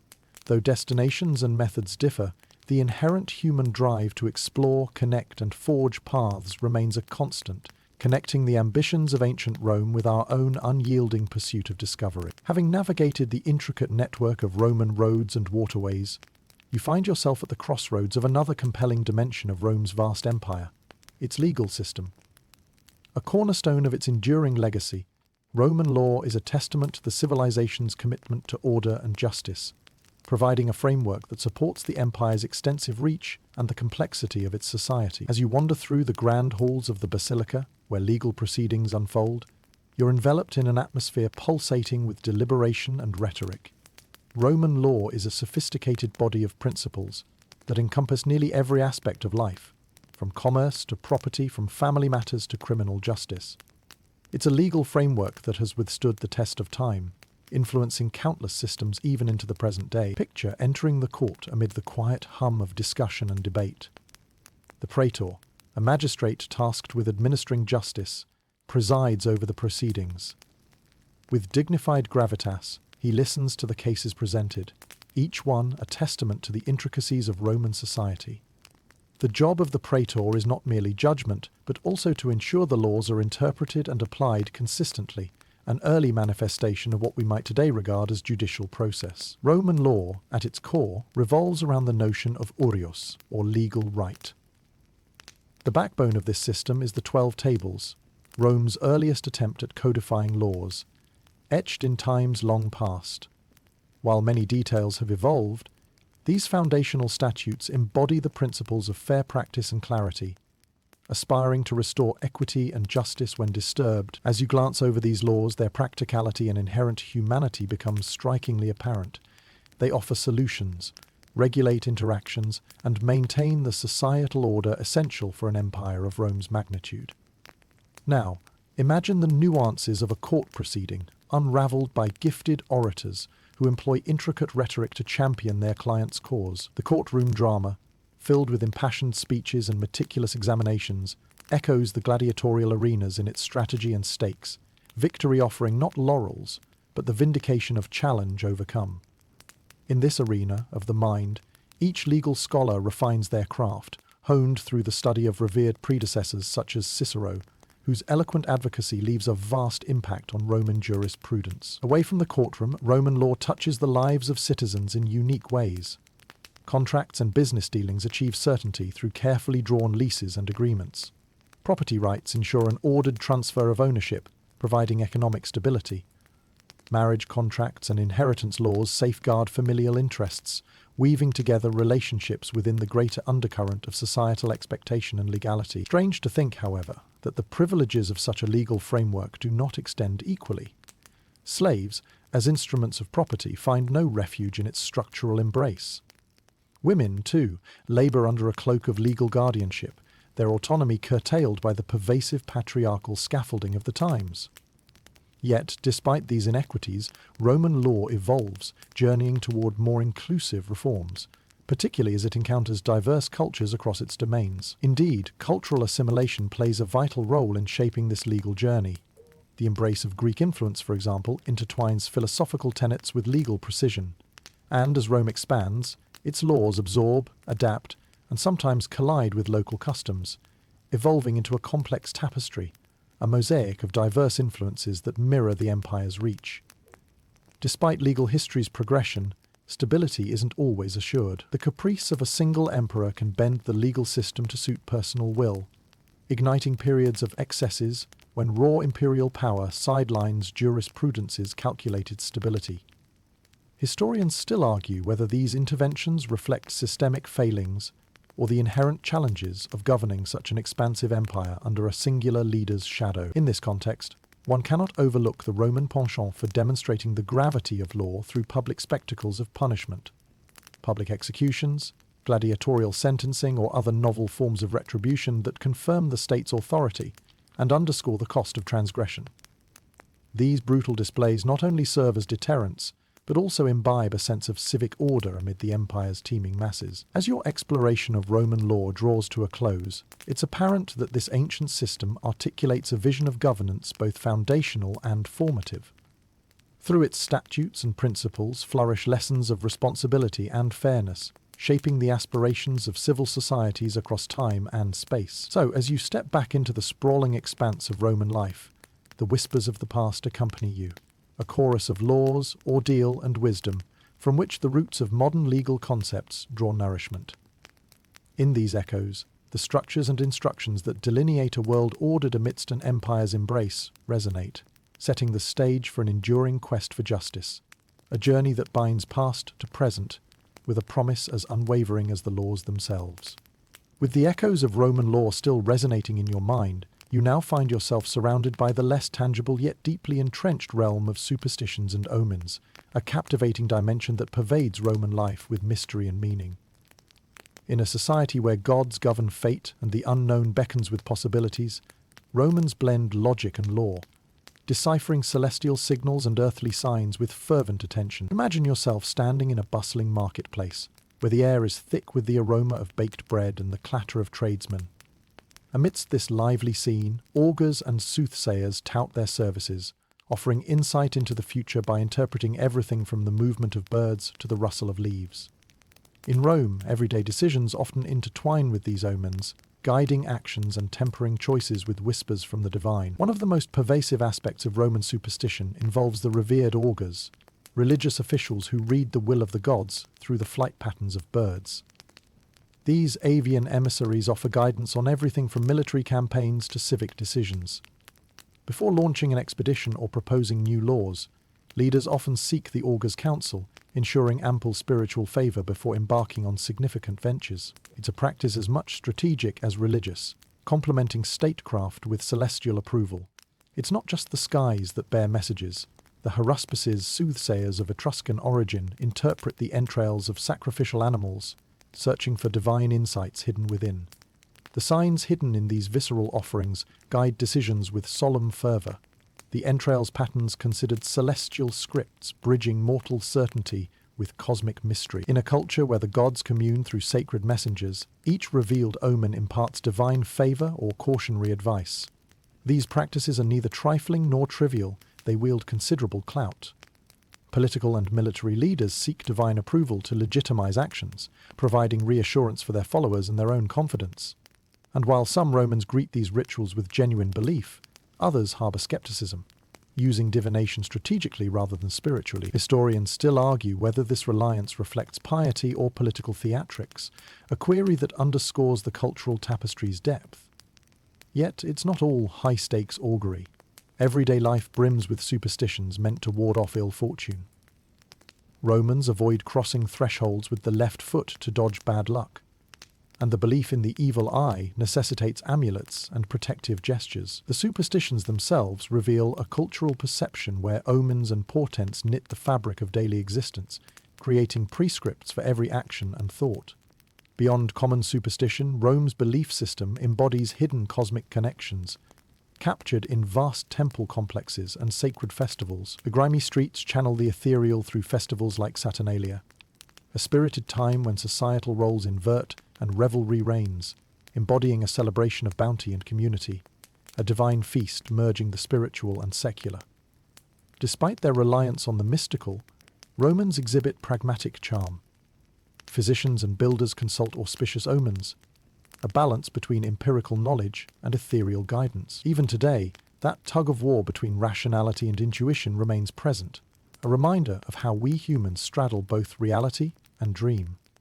The bridge between superstition and faith extends into Rome's artistic legacy, where myth and sculpture, literature and mosaic unfold the delicate dance between mortal perception and divine whimsy. Tales from mythology rich with transformative journeys, ancient curses and heroic feats reaffirm Rome's belief in the mystical's presence within the mortal coil, an acknowledgement that we walk paths marked by forces seen and unseen.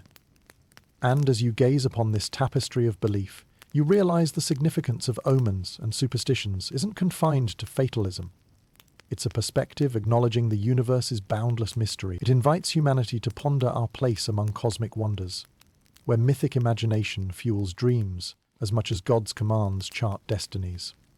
In this picturesque realm of wonder and belief, you find a shared narrative, the perennial human quest for meaning amidst the cosmos's vast expanse.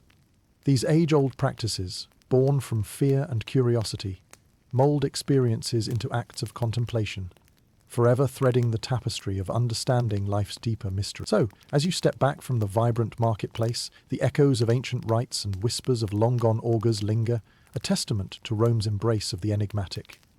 Here, in the fabric of tradition and tale, you encounter timeless connections, reaffirming how Rome, like humanity, navigates time's endless thread, with dreams seeded in stardust, continually reaching for the divine amidst earthbound paths. As the mystical world of superstitions and omens fades into the background, you find yourself in the vibrant, ever-pulsing heart of Rome's economy. All around, the sights and sounds of trade seamlessly blend with the rhythm of daily life. The magnitude of the Roman Empire's trade and economy demonstrates the sheer power of its influence, propelled by an intricate network that spans diverse cultures and distant shores. Imagine standing in the bustling agora, surrounded by merchants hawking their wares, each stall a window into the diverse bounty of the empire. The trade routes of Rome are a marvel of both efficiency and reach, similar to the great arteries of a living, breathing organism. Goods flow through these channels seamlessly, bringing prosperity to the empire's vast expanse. The Roman economy is underpinned by agriculture, the lifeblood of its economy. Fields of wheat and vineyards laden with grapes paint the countryside, producing staple items such as bread, wine, and olive oil, essentials not only for sustenance but for commerce. Tenant farmers and estate owners work in tandem, their labor crucial to feeding and fueling the empire's perpetual needs. It's a community effort, one forged by tradition and necessity, where the bounties of the land become the bedrock of Roman success. Yet agriculture is only one pillar of the economy. Commerce, supported by the empire's expansive trade networks, weaves a vibrant tapestry of wealth and cultural exchange. Picture cargo-laden ships traversing the vast Mediterranean Sea, carrying exotic goods like spices from India, silk from China, and gold from Africa.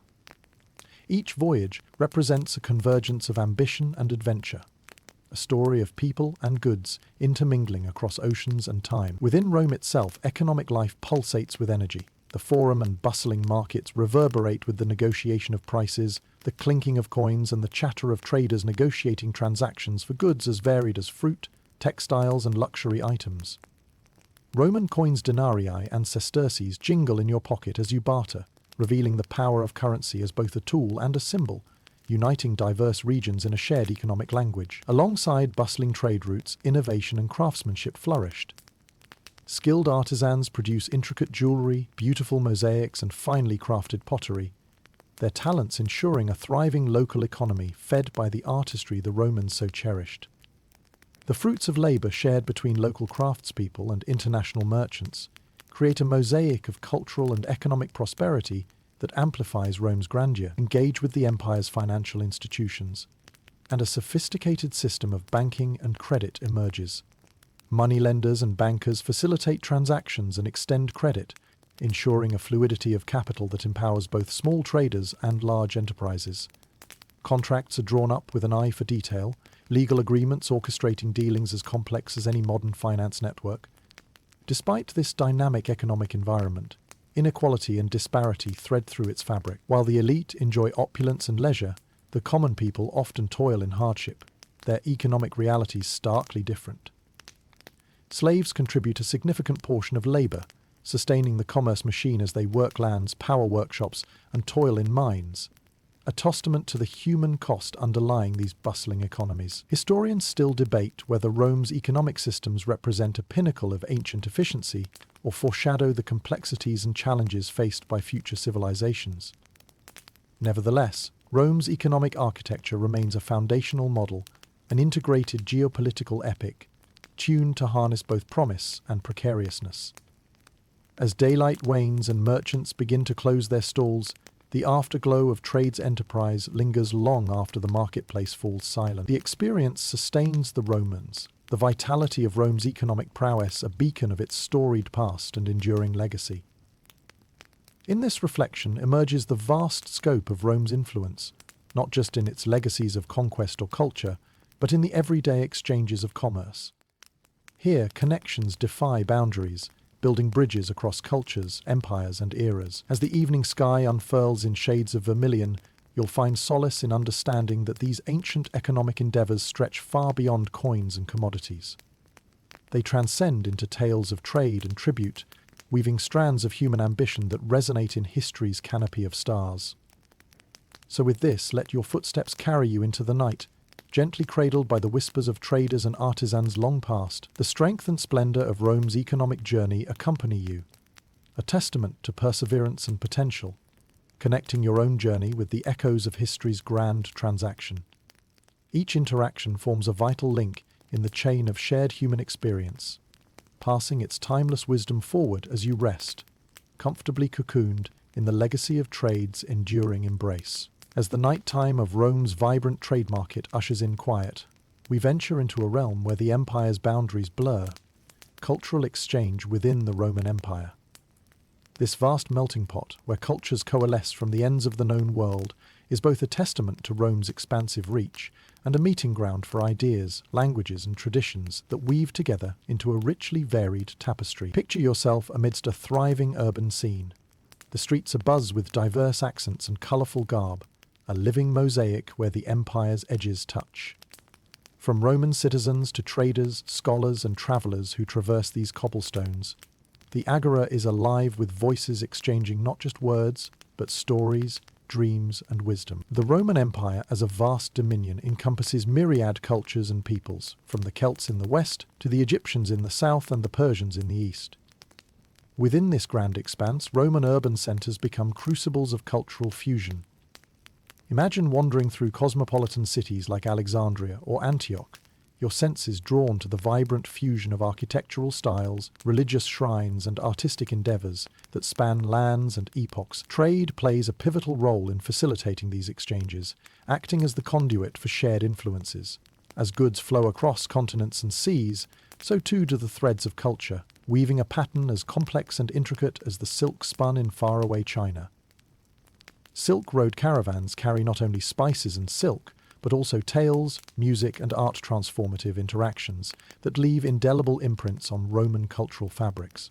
Wandering through a bustling port, you might encounter a mishmash of architectural influences. A Roman temple might stand alongside an Egyptian obelisk, each with its own story interwoven with the lives of those who stand before them. Buildings speak in dialects of design, blending Greek columns with Roman arches, showcasing how architectural expression transcends its boundaries, yet acknowledges its roots. Beyond the visible, the impact of cultural exchange resonates in the realm of ideas and knowledge. Roman scholars eagerly absorb and adapt philosophies and scientific advancements that span the ancient world. Greek philosophy, with its analytical rigor, influences Roman thought deeply, providing frameworks that shape governance and ethics. Antipater, Ptolemy, and the scholars of Alexandria extend their wisdom to Roman audiences, a testament to the seamless transmission of intellectual capital. Religion, too, finds itself as both an anchor and vessel of exchange. Mysteries from Eastern cults such as Mithras and Isis find Roman followers, captivating them with rituals that carry the allure of the unknown. The religious landscape becomes a melting pot, accommodating a pantheon both alien and familiar, each new influence enmeshing within the Roman spiritual narrative. This convergence forms new rituals, festivals, and traditions that echo across Roman life like the melting harmonies of time's eternal chorus. Language acts as both a barrier and bridge in this cauldron of cultural intermingling. Latin may dominate as the lingua franca, but many Romans are polyglots, conversing in Greek or other native tongues languages that carry with them a depth of heritage and identity. This linguistic diversity enriches poetry, song, and storytelling, creating layers upon layers of cultural meaning.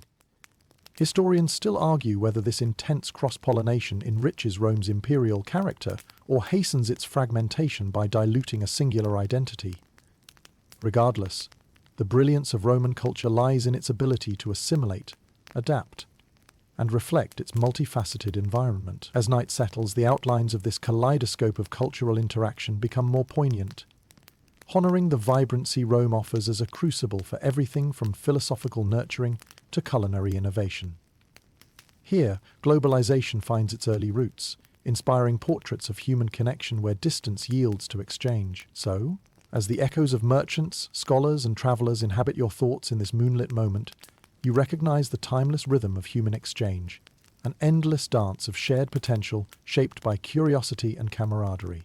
The tapestry of Rome is one not drawn solely by conquest, but by the interwoven narratives of its countless contributors, an enduring legacy that whispers across time, urging you to listen, understand, and celebrate the grand narrative of shared humanity. In these moments of contemplation, your journey bridges centuries, encouraged by the timeless inclination to explore the unfamiliar with open arms.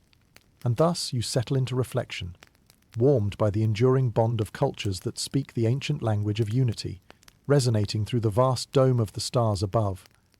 A gentle reminder that within diversity we seek connection, creating understanding that lights the way through history's infinite night. As dawn breaks and the whispers of cultural exchange begin to blend with the hum of another bustling day, we turn our attention to the periphery, the borders of the Roman Empire, where the whispers are sometimes punctuated by the shouts of confrontation and the clash of arms. Here, at the edge of Roman territory, Rome's influence meets resistance, and the spectre of the barbarian threats looms large. It is a fraught yet inevitable encounter in the dynamics of empire. Imagine standing at Hadrian's Wall, the imposing structure that snakes across the northern reaches of Roman Britain, a testament to Rome's intention to define and defend its borders. Beyond the wall lie lands inhabited by tribes and peoples untouched by Roman rule.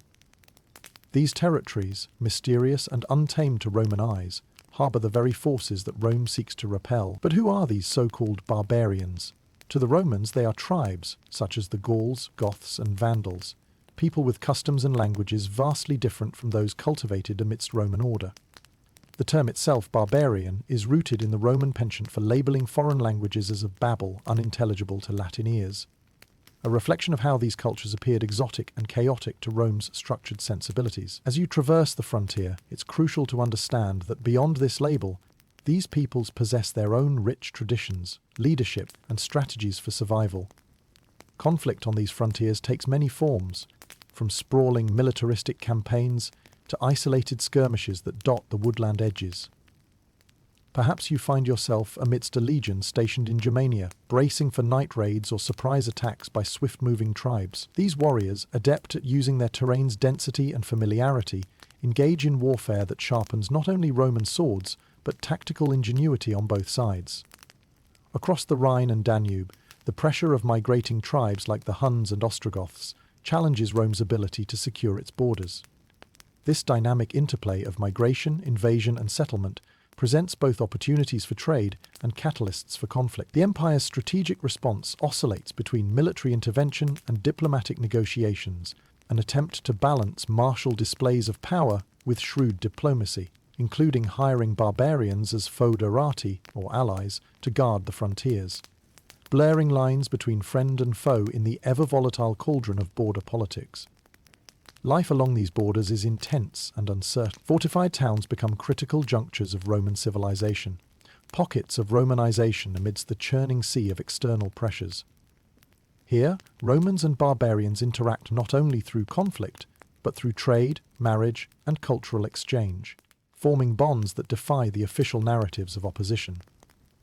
This cultural melting pot stirs the broader question of identity and integration, as Romans grapple with the absorption of new peoples into the waning empire. Among them, the narratives of individuals capture the complexity of existence in these margins.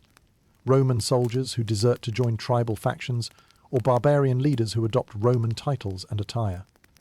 These stories speak to a fluidity of loyalty and cultural identity that permeates the boundaries, humanizing dynamics otherwise framed in broad historical strokes. Historians still debate whether Rome's eventual fall is a direct consequence of these relentless pressures, or a symptom of internal decline exacerbated by external forces.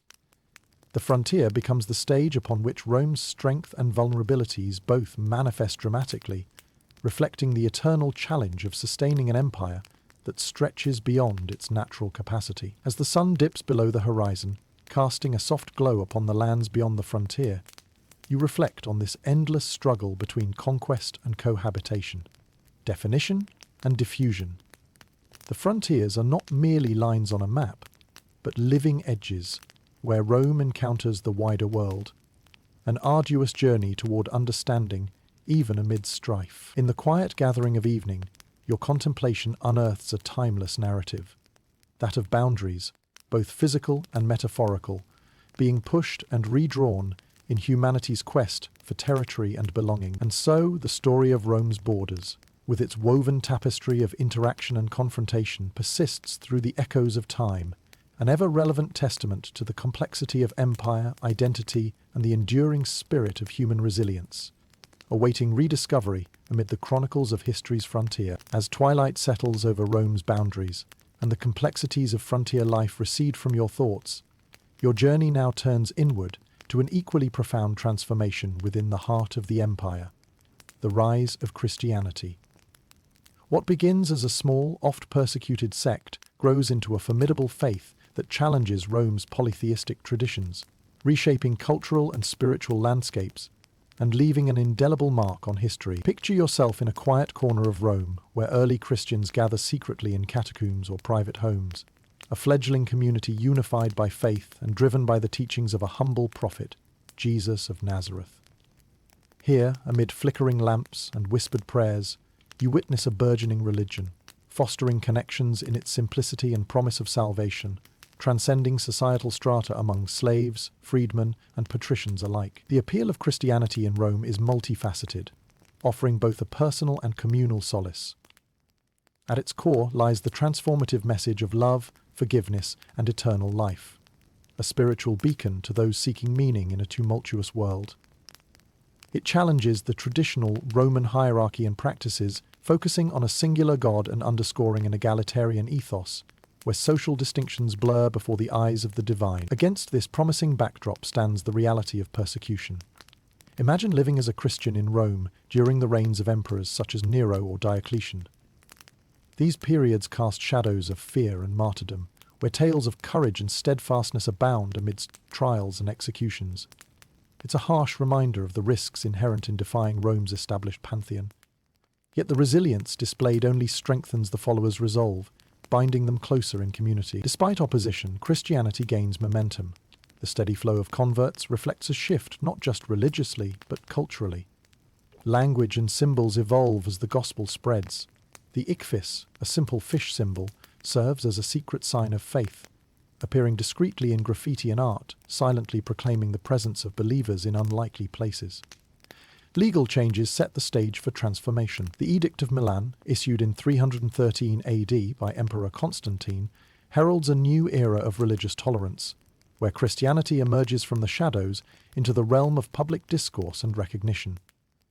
With Constantine's conversion and the subsequent construction of pivotal churches, such as the Basilica of St. Peter, Christianity ascends into a legitimized faith, shaping and reshaping Roman institutions and identity. As the Church assumes a more hierarchical structure, it finds itself entwined with Rome's political framework. The bishopric of Rome gains prominence, eventually evolving into the papacy, laying the foundation for the Church's lasting influence, even as the empire itself begins to fragment. This intertwining of religious and secular power creates a new paradigm and legacy that will thread into the tapestry of medieval Europe. As Rome transitions into a Christian empire, temples transform into churches, and pagan festivals blend into new Christian traditions, the syncretism, creating a unique cultural evolution that augments the faith's appeal and roots. Icons and relics inspire both reverence and pilgrimage, fostering a shared spiritual journey that transcends locality. Yet even with these profound shifts, Christianity's rise isn't without contention. Debates over doctrine spark schisms and councils, most famously at Nicaea, underscoring the dynamic nature of this faith embraced by diverse peoples and cultures. Theological disputes emerge, highlighting the tension between unity and diversity, a tension that will shape Christianity's development for centuries to come. Historians still discuss whether Christianity's ascendance augments Rome's inherent weaknesses or serves as a timely adaptation to evolving social structures. Regardless, the transformation from persecuted faith to state religion illuminates the empire's capacity for profound change, a reflection of both Rome's adaptability and the universal appeal of Christianity's message. As the moon rises, bathing Rome's ancient stones in silver light, you contemplate this transformation, a phenomenon of spiritual awakening mirrored in the shifting sands of history. The rise of Christianity signifies not just a change of faith, but a transformation of society's fabric, shimmering with potential and promise. In the gentle quiet of reflection, the journey of Christianity becomes a lens through which to view humanity's perpetual search for meaning and connection. In the echoes of liturgical chants and quiet prayers, whispered across the centuries, you hear a timeless story, a testament to resilience, unity, and the enduring human spirit. So, as you close the pages of this chapter, understanding unfolds with clarity. The spirit that blossoms in one age invariably casts its light across the ages to come, ensuring that each moment of faith shared illuminates the eternal path forward through history's undying night. As the spiritual transformation under Constantine's reign settles into the Roman ethos, a broader, more ominous echo reverberates through the empire, the drumbeats of decline. Standing at the precipice of Rome's twilight, you look back over its grand sweep of history, from its legendary founding by Romulus and Remus to its expansion into one of history's most formidable powers.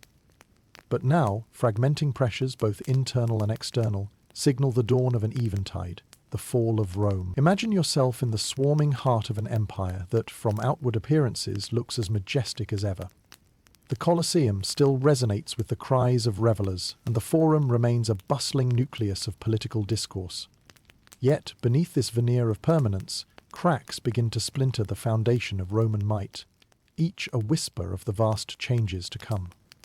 Political instability emerges as one pressing issue. The empire's immense size poses considerable challenges to governance, with the succession of emperors often obscured by intrigue and bloodshed.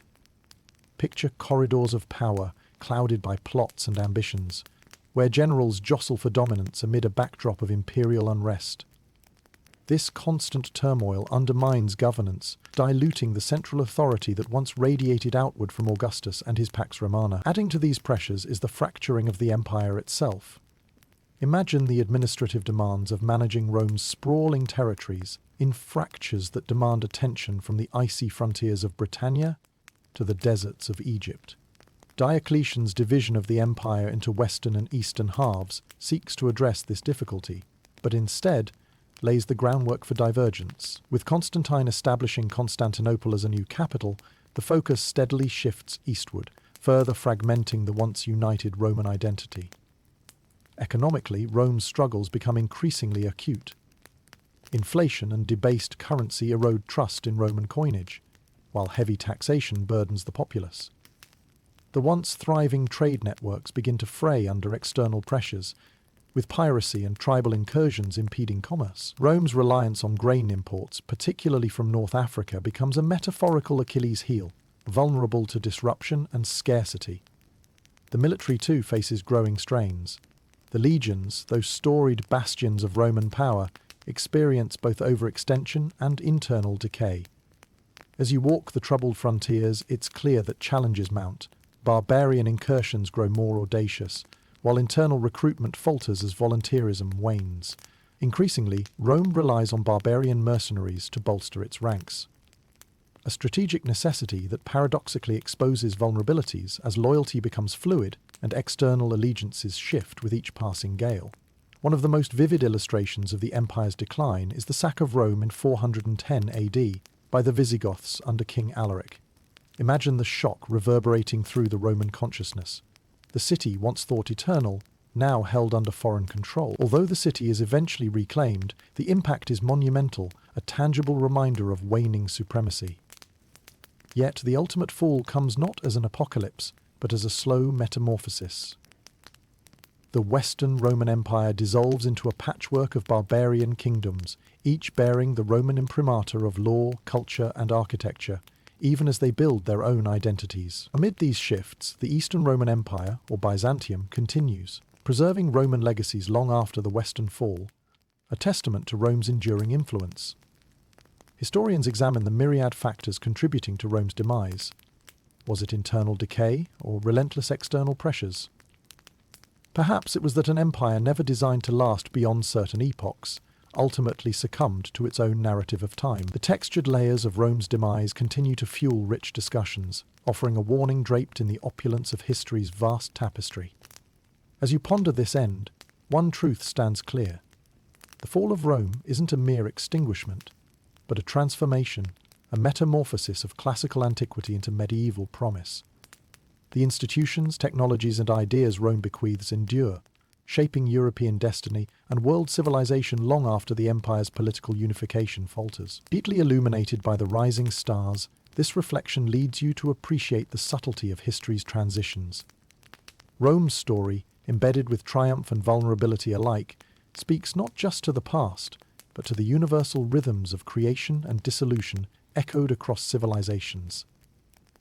So, as you transition from Rome's shadow into a world reformed by its legacy, remember that the empire's spirit, however transformed, resonates like a sustained note on eternity's canvas. Through the rise, the reign, and ultimately the fall, the essence of Rome's grandeur and lessons persists, whispering through the winds of history, guiding our understanding, opening the door to the endless path of human endeavor and reinvention. As the legacy of Rome's fall gently settles into the back of your mind, you find yourself standing on the threshold of history and modernity, a vantage point from which the echoes of ancient Rome continue to resonate, shaping the contours of our world. This final journey, a gentle wind down from our odyssey through time, invites you to reflect on the enduring influence of the Roman Empire and its captivating allure. Feel the cool breeze that whispers through the ruins, carrying with it the stories and philosophies of a civilization that has inspired countless generations. From language to law, from art to architecture, Rome's shadow weaves seamlessly into the tapestry of contemporary life, its legacy continuing like a river winding gently through time. Picture the roads we've traveled, the cobbled streets of ancient Rome, echoing under the sandals of its people, the grand architecture that has guided our footsteps through marble arches and past towering columns, the vibrant markets alive with trade and exchange, their hum a reminder of human connection, each step a testament to the creativity and ambition of a people who once thought themselves eternal. Remember the voices of the Senate, their orations rising like symphonies within the hallowed halls of debate, a reminder of the power of rhetoric and reason, the dreams of gladiators in their epic struggles, the fervor of the religious awakening, and the resilience of cultural exchange all converge into a singular narrative, a tale both personal and universal. Through these reminiscences, Rome's enduring spirit emerges, a beacon of inspiration that beckons scholars, artists, and dreamers alike. Its lessons reflect the dualities of human nature, strength and vulnerability, innovation and tradition, complexity and simplicity. These contrasts, far from contradictory, enrich the mosaic of human experience, a melody of existence played out upon the vast stage of history. As the skies darken and stars appear, twinkling reminders of ancient mariners and philosophers who gazed at the same sky for guidance, you feel the weight of Rome's contributions to the story of civilization. The spirit of exploration and understanding continues, each chapter an invitation to delve into our own journey, our own time. In the gentle silence, you recognize that our examination of Rome isn't merely an exploration of the past, but a dialogue with the present. A reminder that history is a living, breathing entity, intertwining with our lives and illuminating possible paths forward. These echoes of antiquity kindle a flame in the hearts of those who seek knowledge and inspiration, bridging the passage from past to present, offering new beginnings on the horizon. And so, as you let the ethereal embrace of night guide you to rest, know that our shared voyage through the Roman Empire becomes part of your own eternal narrative. Each discovery, each story threads its way into your dreams, becoming whispers in history's gentle lullaby, a fitting end to an extraordinary journey. Greater than, end of script. Sweet dreams.